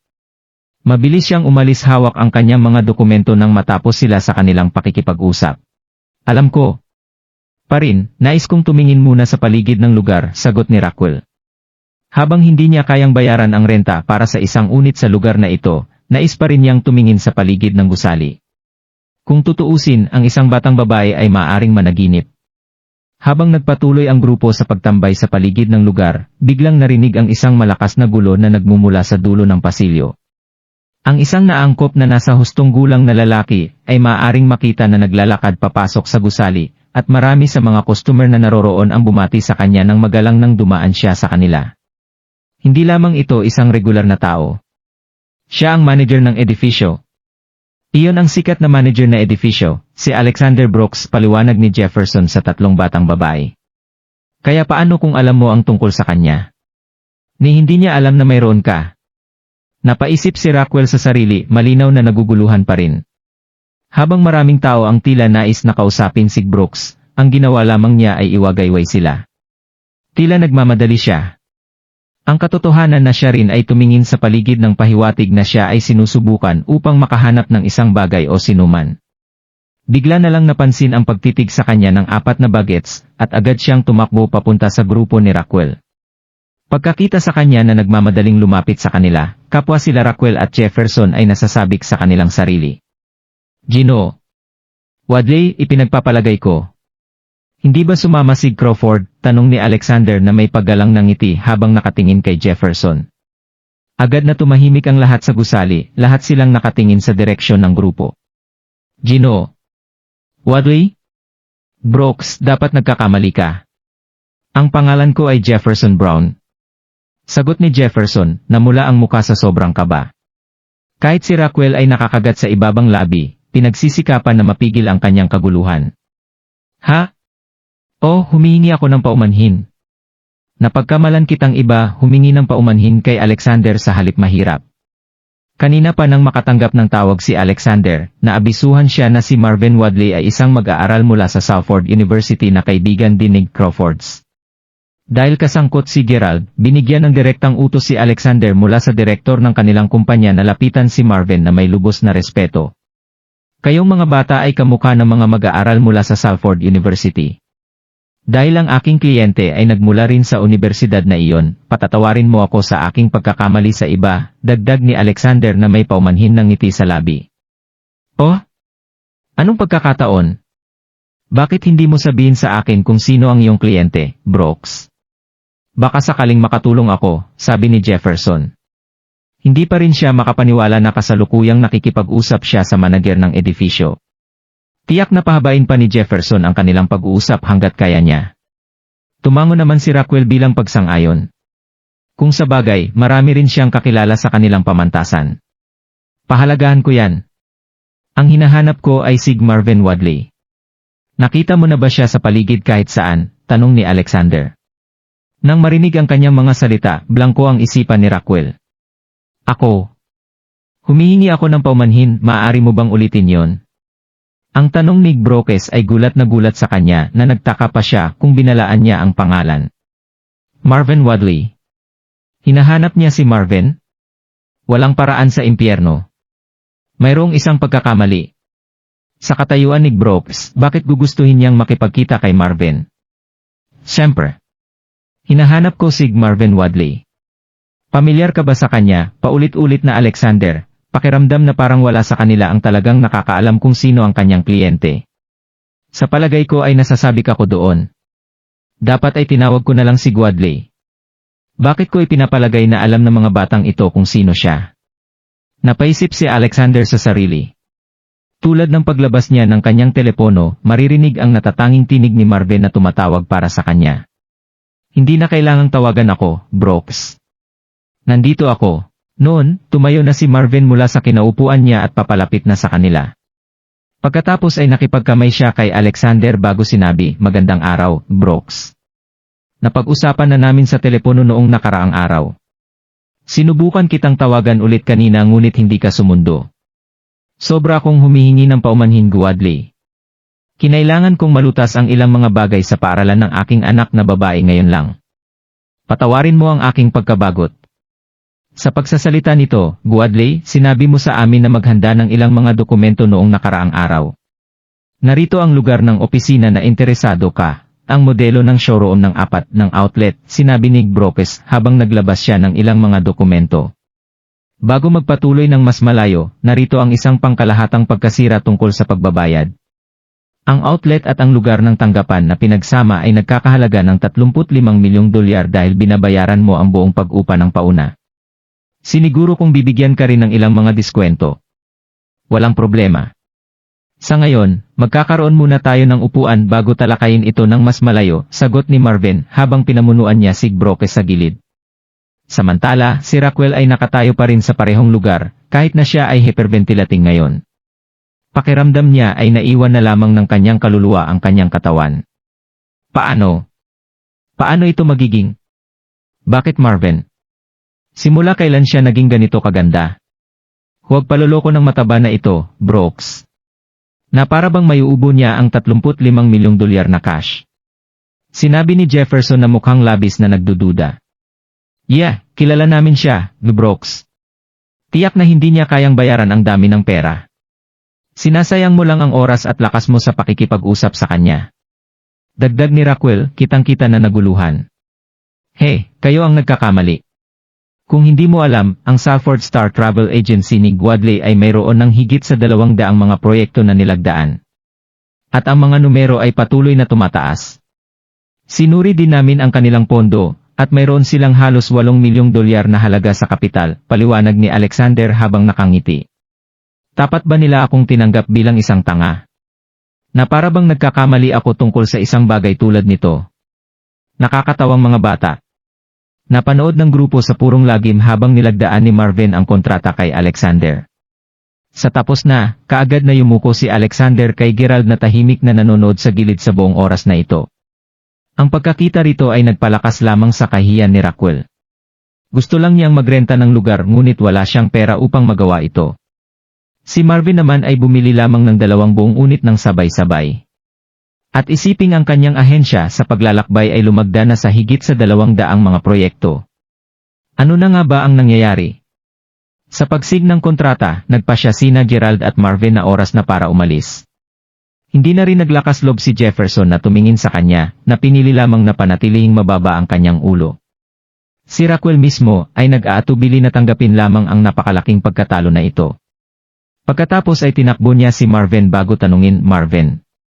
Ikaw, sinimulan mo ang iyong sariling kumpanya. Ano ito? Bakit hindi mo sinabi sa akin ang anuman sa mga ito dati? Ramdam ni Raquel na nag-iinit ang pisngi habang nagtatanong. Ay, ngayon ko lang ito nasimulan. Opisyal na kaming tatakbo sa loob ng ilang araw bagaman mayroon pa kaming kaunting mga proyekto na ihahanda. Sumagot si Marvin na walang pakiramdam na kailangan upang itago ito. Nakita ko. Kung gayon tungkol sa kung gaano kayaman bigla. Sa totoo lang wala sa iyong negosyo iyon. Pagkasabi nun ay agad siyang tumalikod at iniwan doon. Hindi naramdaman ni Marvin na nasiyahan ito at ipinagmamalaki ang kanyang sarili sa edad. O ikaw? Galit na galit si Raquel na wala siyang imik. Nakatapak lang siya sa lupa sa galit habang pinagmamasdan ang 2 iniwan sa kanya. Paano ito nangyari? Paano talaga nangyayari ang alinman sa mga ito? Paulit-ulit na naisip ni Raquel sa sarili nang maramdaman niya ang pagkabigo sa kanyang dibdib. Ito ay halos pakiramdam tulad ng siya ay handa na upang sumabog sa 1 milyong mga piraso. Samantala, napagtanto ni Gerald na pagkatapos maayos ang lahat ng kinakailangang mga pamamaraan, malapit na ang tanghali. Sa pamagitan nito, mabilis na nagtanghalian ang 2 bago sabay na bumalik sa campus. Habang pabalik sila sa paaralan, ang balita tungkol kina Gerald at Marvin na nagsisimula ng isang bagong kumpanya ay kumalat na tulad ng wildfire. Mayroong mga tsismis din na mayroon na silang maraming mga proyekto sa kamay.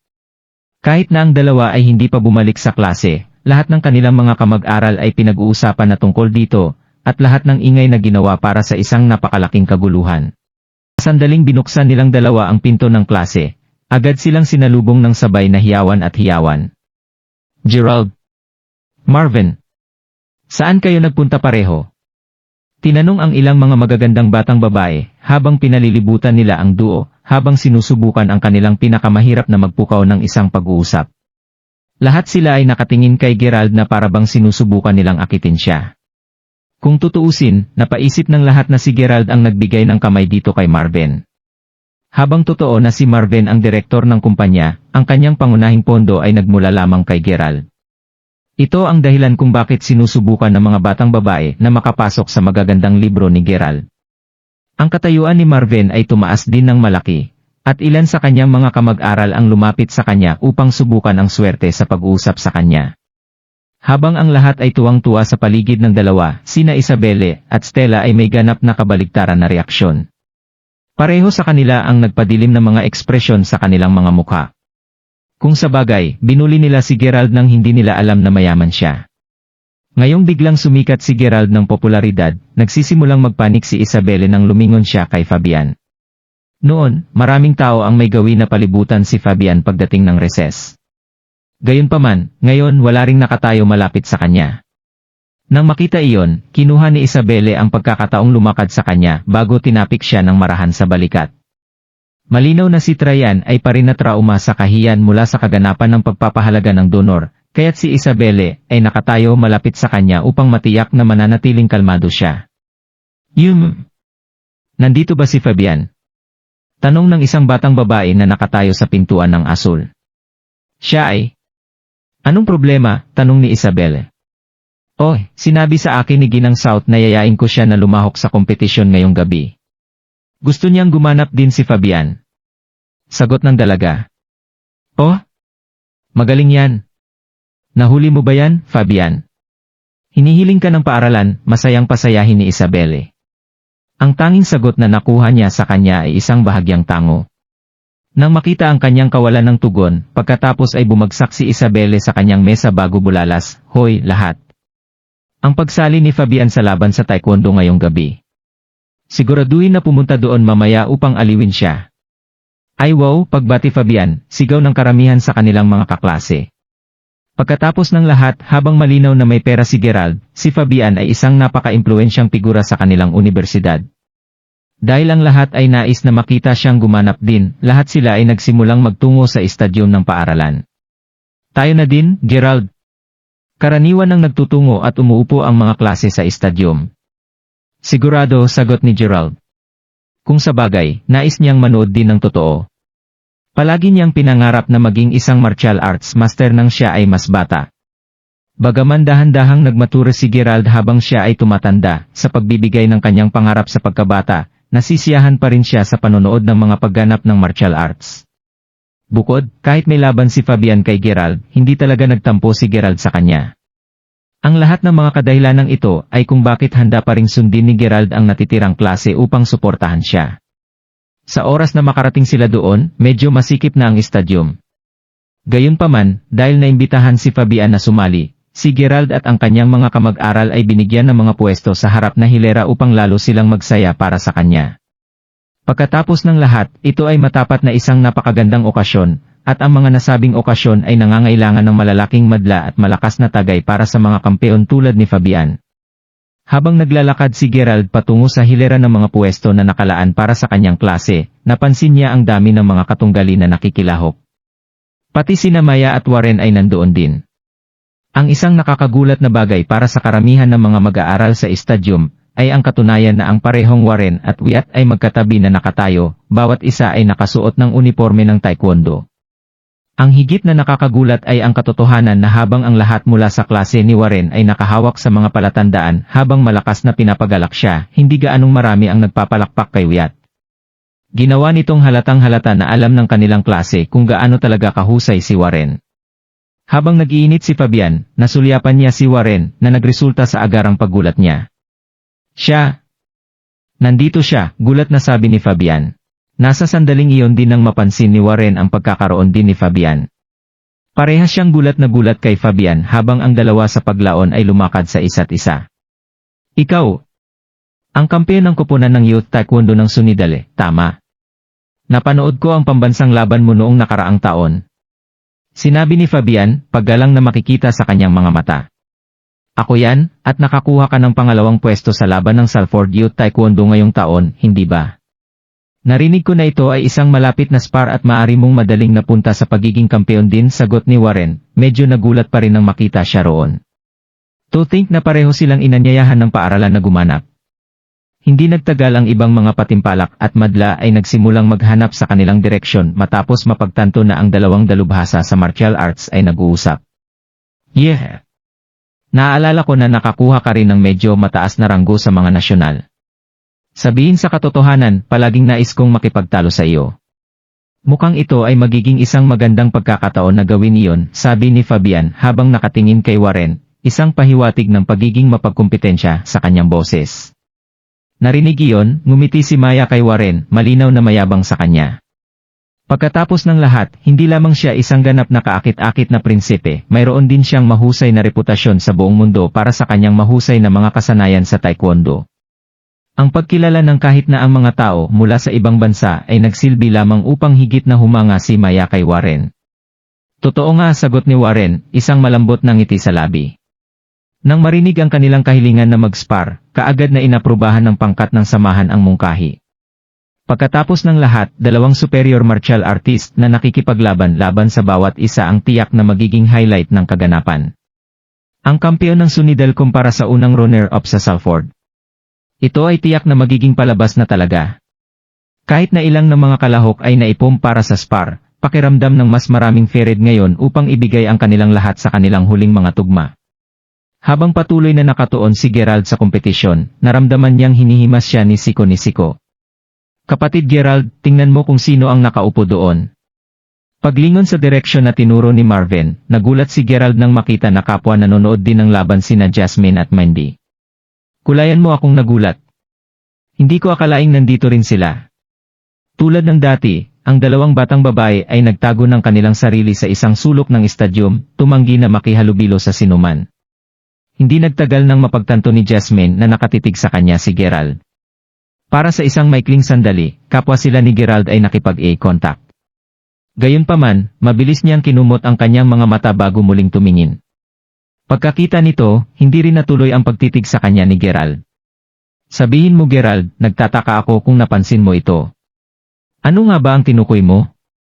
Kaya, ang dalawang Diyosa ay lihim na sumulyap sa iyong direksyon kamakailan. Lalo na si Mindy. Habang pareho silang mukhang interesado lamang makipag-usap sa isa't isa, nakita ko si Mindy na nakawin ang mga sulyap sa iyo sa ilang mga okasyon sa panahon ng klase. At hindi lamang iyon ang mga pagkakataong tititigan kanila. Alam mo kung paano pinagsisikapan ni Isabelle na sadyang kalabanin ka kamakailan, di ba? Sa gayon, tuwing nangyari iyon, kapwa sila mapupunta sa pagmamasid din sa iyo. Hoy kapatid, sa palagay mo nahuhulog ka ba sa kanila o ano? Paliwanag ni Marvin, pinag-aaralan ang sitwasyon. Ha? Ang bigat na kalokohan, T. Wala lang paraan. Sagot ni Gerald habang umiling siya bago ito tumawa. Kahit na parang may gusto siyang sabihin pa, hindi lang makita ni Marvin ang mga salita habang nakatingin siya sa entablado. Nakadikit ngayon ang kanyang mga mata kay Raquel na kakagaling lang sa entablado. Magsisimula na ang laban niya. Habang nanlamig sa kanya si Marvin kaninang hapon, siya ay matapat na may damdamin pa rin para sa kanya. Kung tutuusin, ang kanyang relasyon sa kanya ay halos kapareho ni na Gerald at Xavier. Iyon ay, bago sumailalim si Xavier ng kanyang marahas na pagbabago pagkatapos makilala si Yunus. Gayunpaman, bago iyon, kung may narinig si Gerald na balita na siya ay nasa problema, tiyak na susubukan pa rin niya itong tulungan. Ang kinatatayuan ngayon ni Marvin ay hindi naiiba sa dating si Gerald. Makalipas ang 8 minuto, mamaya nang tuluyan na naalis sa labas ng bilog si Raquel, paparating na malapit sa kinaupuan ni na Gerald at Marvin. Natalo siya sa laban. Napagtanto na nandoon si Marvin, lumingon ito sa kanya habang nakahawak sa dibdib at kinakagat ang ibabang labi. Sa labis na pagkadismaya, hindi lamang niya ito pinansin. Ito ay halos nadama na parang nawala siya ng isang bagay na napakahalaga sa kanya. Mabilis na lumipad ang oras sa pagpapatuloy ng mga tugma. Kahit na malapit nang matapos ang kaganapan, ang dami ng tao ay tila lumaki. Nais ng lahat na panoorin ang laban sa pagitan ni Warren at Fabian. Ang buong estadyum ngayon ay napuno ng labi na sa isang paraan, ito ay kahawig ng isang abalang bihag. Sina Warren at Fabian mismo ay kasalukuyang nag-iinit. Pareho silang kamangha-mangha. Alam mo, si Fabian ang unang runner-up sa aming lalawigan habang si Warren ang kampeon ng Sunidal. Taas ang kanilang reputasyon. Oh? Sa gayon ito ay tiyak na magiging kawili-wili pagkatapos. Sinusuportahan ko pa rin si Fabian. Inaasahan nating magdala siya ng karangalan sa lalawigan ng Salford. Personal kong sinusuportahan si Warren. Mukha lang siyang napakakaranasan. Halos lahat ng mga miyembro ng madla ay tinatalakay ang buhay na kaganapan sa kanilang sarili, at kasama rito ang mga kamag-aral ni Gerald. Sabihin mo Gerald, sino sa palagay mo ang mananalo? Nagtataka na tanong ng ilang batang babae, habang pinapaligiran nila siya. Sa palagay ko parehas silang magaling. Hindi ko talaga masabi. Aba, tara na. Hindi mo ba kilala si Warren din? Dagdag ng isa sa mga batang babae, habang hinihimas ang braso nito. Tiyak na pamilyar sa kanya si Gerald. Malinaw din niyang malinaw na ang kakayahan sa pakikipaglaban ni Warren ay hindi limitado sa taekwondo. Kung siya ay magiging matapat, si Warren ay tiyak na labas sa itaas. Gayunpaman, hindi niya naramdaman ang pangangailangan na ibunyag ang kanyang personal na opinyon. Bakit mo pa siya tinatanong?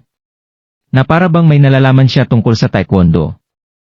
Mayroon ka lamang dagdag na dolyar o dalawa, itigil ang pagsubok na itulak ang iyong mga opinyon sa iba. Ungol ni Isabelle habang siya ay lumingon upang masulyapan si Gerald mula sa asul. Para bang mayroon siyang tornilyo na maluwag o kung anuman. Hindi alintana ang ginawa ni Gerald, tila ganap na itong tutol. Mismong si Gerald ay ayaw mapalaki ang sitwasyon. Habang alam niya na medyo malupit sa kanya, na ilayo ang pansin mula kay Fabian sa naunang kaganapan sa pagpapahalaga ng donor, patuloy na binabastos siya ng walang sigla. Kapag nagsimula na ang laban, si Isabelle ay patuloy na gumagalaw, malinaw na hinadlang na harangin ang kanyang pagtingin. Tiyak na sinusubukan niya ang pinakamahirap na gawin itong mahirap para sa kanya upang tamasahin ang kompetisyon, at ang pag-unawa sa kanyang motibo ay nagsilbi lamang na magpainit ng dugo ni Gerald. Hindi nagtagal bago maabot ang tugma sa tuktok na sandali. Si Fabian ay naatake mula sa simula pa lamang ng laban, kapansin-pansin ang parehong matulin at walang tigil. Si Warren mismo ang higit na nakatuon sa pagtatanggol, kahit na hindi man lang umaatake. Sa paglipas ng panahon, ang pag-atake ni Fabian ay dahan-dahang nagsimulang humina. Bagaman sa hindi sanay na mata ang kanyang paggalaw ay nanatiling matulin, ang kanyang kahusayan sa pag-atake kay Warren ay dahan-dahang naubos. Nawala na siya, emosyonal na sabi ni Jasmine. Ha? Sino ang nawala? Warren? Ibig kong sabihin ang pag-atake ng Fabian ay naging mabilis at kamanghamanghang. Si Warren sa kabilang banda ay naging simple lamang. Nag-champion ba talaga siya o lahat ba ay kalabog lang? Sabi ni Mindy. Habang hindi pa niya nakausap si Fabian dati, kaklase pa rin niya. Kahit na hindi sila malayo malapit, si Mindy ay magiging mas hilig pa rin na suportahan siya. Gagawin kong simple. Habang ang mga pag-atake at paggalaw ni Fabian ay maaaring mukhang cool, inilantad na niya ang lahat ng kanyang mga pattern sa pakikipaglaban kay Warren sa kanilang spar na magkasama. Si Warren ay isang matalinong tao upang kumapit sa kanyang mga galaw. Siya ang magwawagi, maghintay ka lang. Paliwanag ni Jasmine. Ilang segundo matapos sabihin yon, gumawa ng mabilis na sipa si Warren habang umaatak muli si Fabian. Ang kailangan lang ay isang solong bihasang at cool na hitsura ng sipa para kay Fabian na makatok palabas ng lugar ng pakikipaglaban. Nang makita ito, ang karamihan ng tao ay naging ligaw sa mga tagay, ang ingay na pinalakas ng mga echoes na dulot ng mga dingding ng estadyum. Habang ang lahat ay nasa matinding espiritu, si Isabelle lamang ang mukhang hindi kapani-paniwalang nag-aalala. Pagkatapos ng lahat, siya ay pagpalakasan para sa kanya sa lahat ng oras na ito. To think na matatalo siya sa isang simpleng sipa. Pinaramdam nito sa kanya na bahagyang nabigo. Ano ang isang kamanghamanghang spar, cheered Gerald, hindi mapigilan ang sariling kaba. Nang marinig iyon, agad na lumingon si Isabelle at sinulyapan ang mga punyal kay Gerald. Paano ito kamanghamangha? Tulad ng malalaman mo kung ano ang kahangahangang ibig sabihin, sigaw ni Isabelle sa napakataas na tunog. Napakalakas nito na agad na nakuha ang atensyon ng maraming tao na nakatayo sa kanilang paligid. Nakatingin silang lahat ngayon kay Gerald. Ano nga ba ang problema mo? Hinalpak ni Gerald. Manalo ka. Kaya natalo si Fabian, big deal. Kung sa tingin mo napakagaling mo, bakit hindi ka umakyat sa entablado at lumaban? Sigaw ni Isabel. Malinaw na simpleng idinidirekta niya ang lahat ng kanyang galit at pagkabigo kay Gerald. Dinampot pa niya ang bote niya at sinubukan ang pagsabog ng tubig sa buong Gerald. Sa kabutihang palad, naiwasan niya ang pagkalunod ng oras. Gayunpaman, siya ay labis na natutukso na bigyan siya ng isang mahigpit na sampal sa muka para sa paggawa nito. Sa kabutihang palad, pumasok ang kanilang mga kaklase at hinila si Isabelle upang pigilan ang sitwasyon na lalong lumala. Si Maya mismo ay pasulyap na tumingin kay Gerald ng maikling sandali bago ibinalik ang kanyang tingin kay Warren na tila lumalabas sa isang nagliliwanag na aura. Alam niyang hindi niya hahayaan ang sinuman na mapahamak. Sa sandaling iyon, isang hukom ang umakyat sa entablado at nilapitan si Warren bago sabihin, tunay na ikaw ay kampeon ng Sunidale. Ang hukom mismo ay tumingin sa kanyang maagang 40, at malamang na siya ay isang tanyag na tao sa larangan. Narinig iyon, pasimpleng ngumiti si Warren habang umiling. Ha, tinatawag mo siyang sanay at kabaitan. Hindi mo alam ang katutubo ng mga salitang iyon kung ginagamit mo ito upang ilarawan siya, sumigaw ng isang babaeng boses mula sa madla, tunog ng labis na inis. Ang pahayag ay nagpatahimik sa lahat, at lahat ng mga miyembro ng madla ay sabay na nagsimulang maghanap ng mapagkukunan ng tinig na iyon. Hindi lamang ang sinumang gumawa ng matapang na pag-angkin na iyon. Ang may-ari ng tinig na iyon ay walang iba kundi si Mindy. Habang ang dalawang batang babae ay paunang nais na umalis kaagad kapag natapos ang laban, ang pagdinig sa hukom na hinalikan kay Warren bilang kasabay ng mga marka ng malalakas na tagay na napasigla si Mindy. Ang balak niya ay hindi talaga insulahin si Warren para lang din sa kapakanan ni Fabian. Hindi niya matiis ang lahat ng mga papuri na nakukuha ni Warren para lamang sa maliit na gawaing iyon. Sa kanya, ang mga tugon ng madla at ang mga tugon ng hukom ay simpleng itinulak ito ng sobra para sa kanyang panlasa. Dahil alam na alam ng lahat kung sino ang dalawa, nananahimik lamang sila at nagmamasid. O sige, sapat na iyan, sabi ni Jasmine habang sinisimulang hilahin si Mindy ng siko patungo sa exit. Kaya't ipinapalagay ko na nakita mo ang totoong kasanayan noon. Kung hindi mo pa alam, hindi ko talaga alam kung bakit ang bait mo, sigaw ni Maya bilang sagot. Habang hindi talaga siya nasisiyahan na marinig ang isang taong nilalait si Warren ng ganoon, pinanood ni Maya ang kanyang dila dahil wala siyang ideya kung ano ang tunay na may kakayahan pa ang dalawa. Pero syempre, screw ang iyong kampeon sa lalawigan. Lahat kayo ng mga baguhan kumpara sa kanya, pagmamayabang ni Mindy habang nakaturo kay Jasmine. Bulong ito sa kanya, Jasmine, awayin mo lang siya at ilagay mo siya sa pwesto niya. Si Mindy ay malinaw na kumilos lamang sa ganitong paraan dahil nahuli siya sa init ng sandali. Si Jasmine mismo ang hindi nagustuhan ng ideya. Hindi niya talaga nasiyahan ang pakikipagkumpetensya sa iba. Kung nais niyang lumahok sa kaganapang ito, matagal na siyang nag-sign up para dito. Gayunpaman, hindi lamang siya nakakahanap ng anumang karapat-dapat na kalaban na mag-ipit hanggang ngayon. Dahil sa ayaw ng dagdagan pa ang sitwasyon, umiling na lamang si Jasmine at nagsimulang umalis. Huwag ka lang umalis matapos sabihin yon ng kaibigan mo. Halika, labanan mo siya kung maglakas loob ka, sabi ni Maya na nakasmog ngisi sa muka. Ayos lang, Maya. Hindi ko siya awayin. Alam mong hindi ako tumatama sa mga kababaihan, sagot ni Warren habang mahinang tumawa. Nang marinig ang pahayag na iyon, huminto si Jasmine sa patay. Mabuti nga, away tayo, sigaw niya habang nakatingin sa mata mismo ni Warren. Pumayag lang siya dahil sinabi ni Warren ang pahayag na iyon. Ganito ba talaga ang lahat ng mga lalaki? Inaasahan lang ba nila na ang mga kababaihan ay magiging mahina kaysa sa kanila sa bawat aspeto? Lalo siyang naiinis sa kanya dahil ito rin ang dahilan kung bakit hindi sila at Mindy ay makisalo sa anumang mahalagang bagay sa loob ng kanyang pamilya. Ito ang huling dayami para sa kanya. Hell yeah, bulalas ni Mindy. Oh? Lalaban ang ating queen. Banal? Anong pakikitungo? Matapos marinig ang kanilang pag-uusap, ang tagapakinig ay kaagad na nagsimulang muling magsaya. Pasimpleng nagkibit balikat si Warren sa kanilang tugon na tila wala siyang pakialam. Pagkatapos ng lahat, alam niyang hindi niya kakailanganin ang labis na pagsisikap upang manalo laban sa kanya. Kung nagustuhan mo ang mga ganitong video, huwag mong kalimutan mag-like and subscribe. Panoorin mo na rin ang mga naunang kabanata para lalong maubos ang oras mo.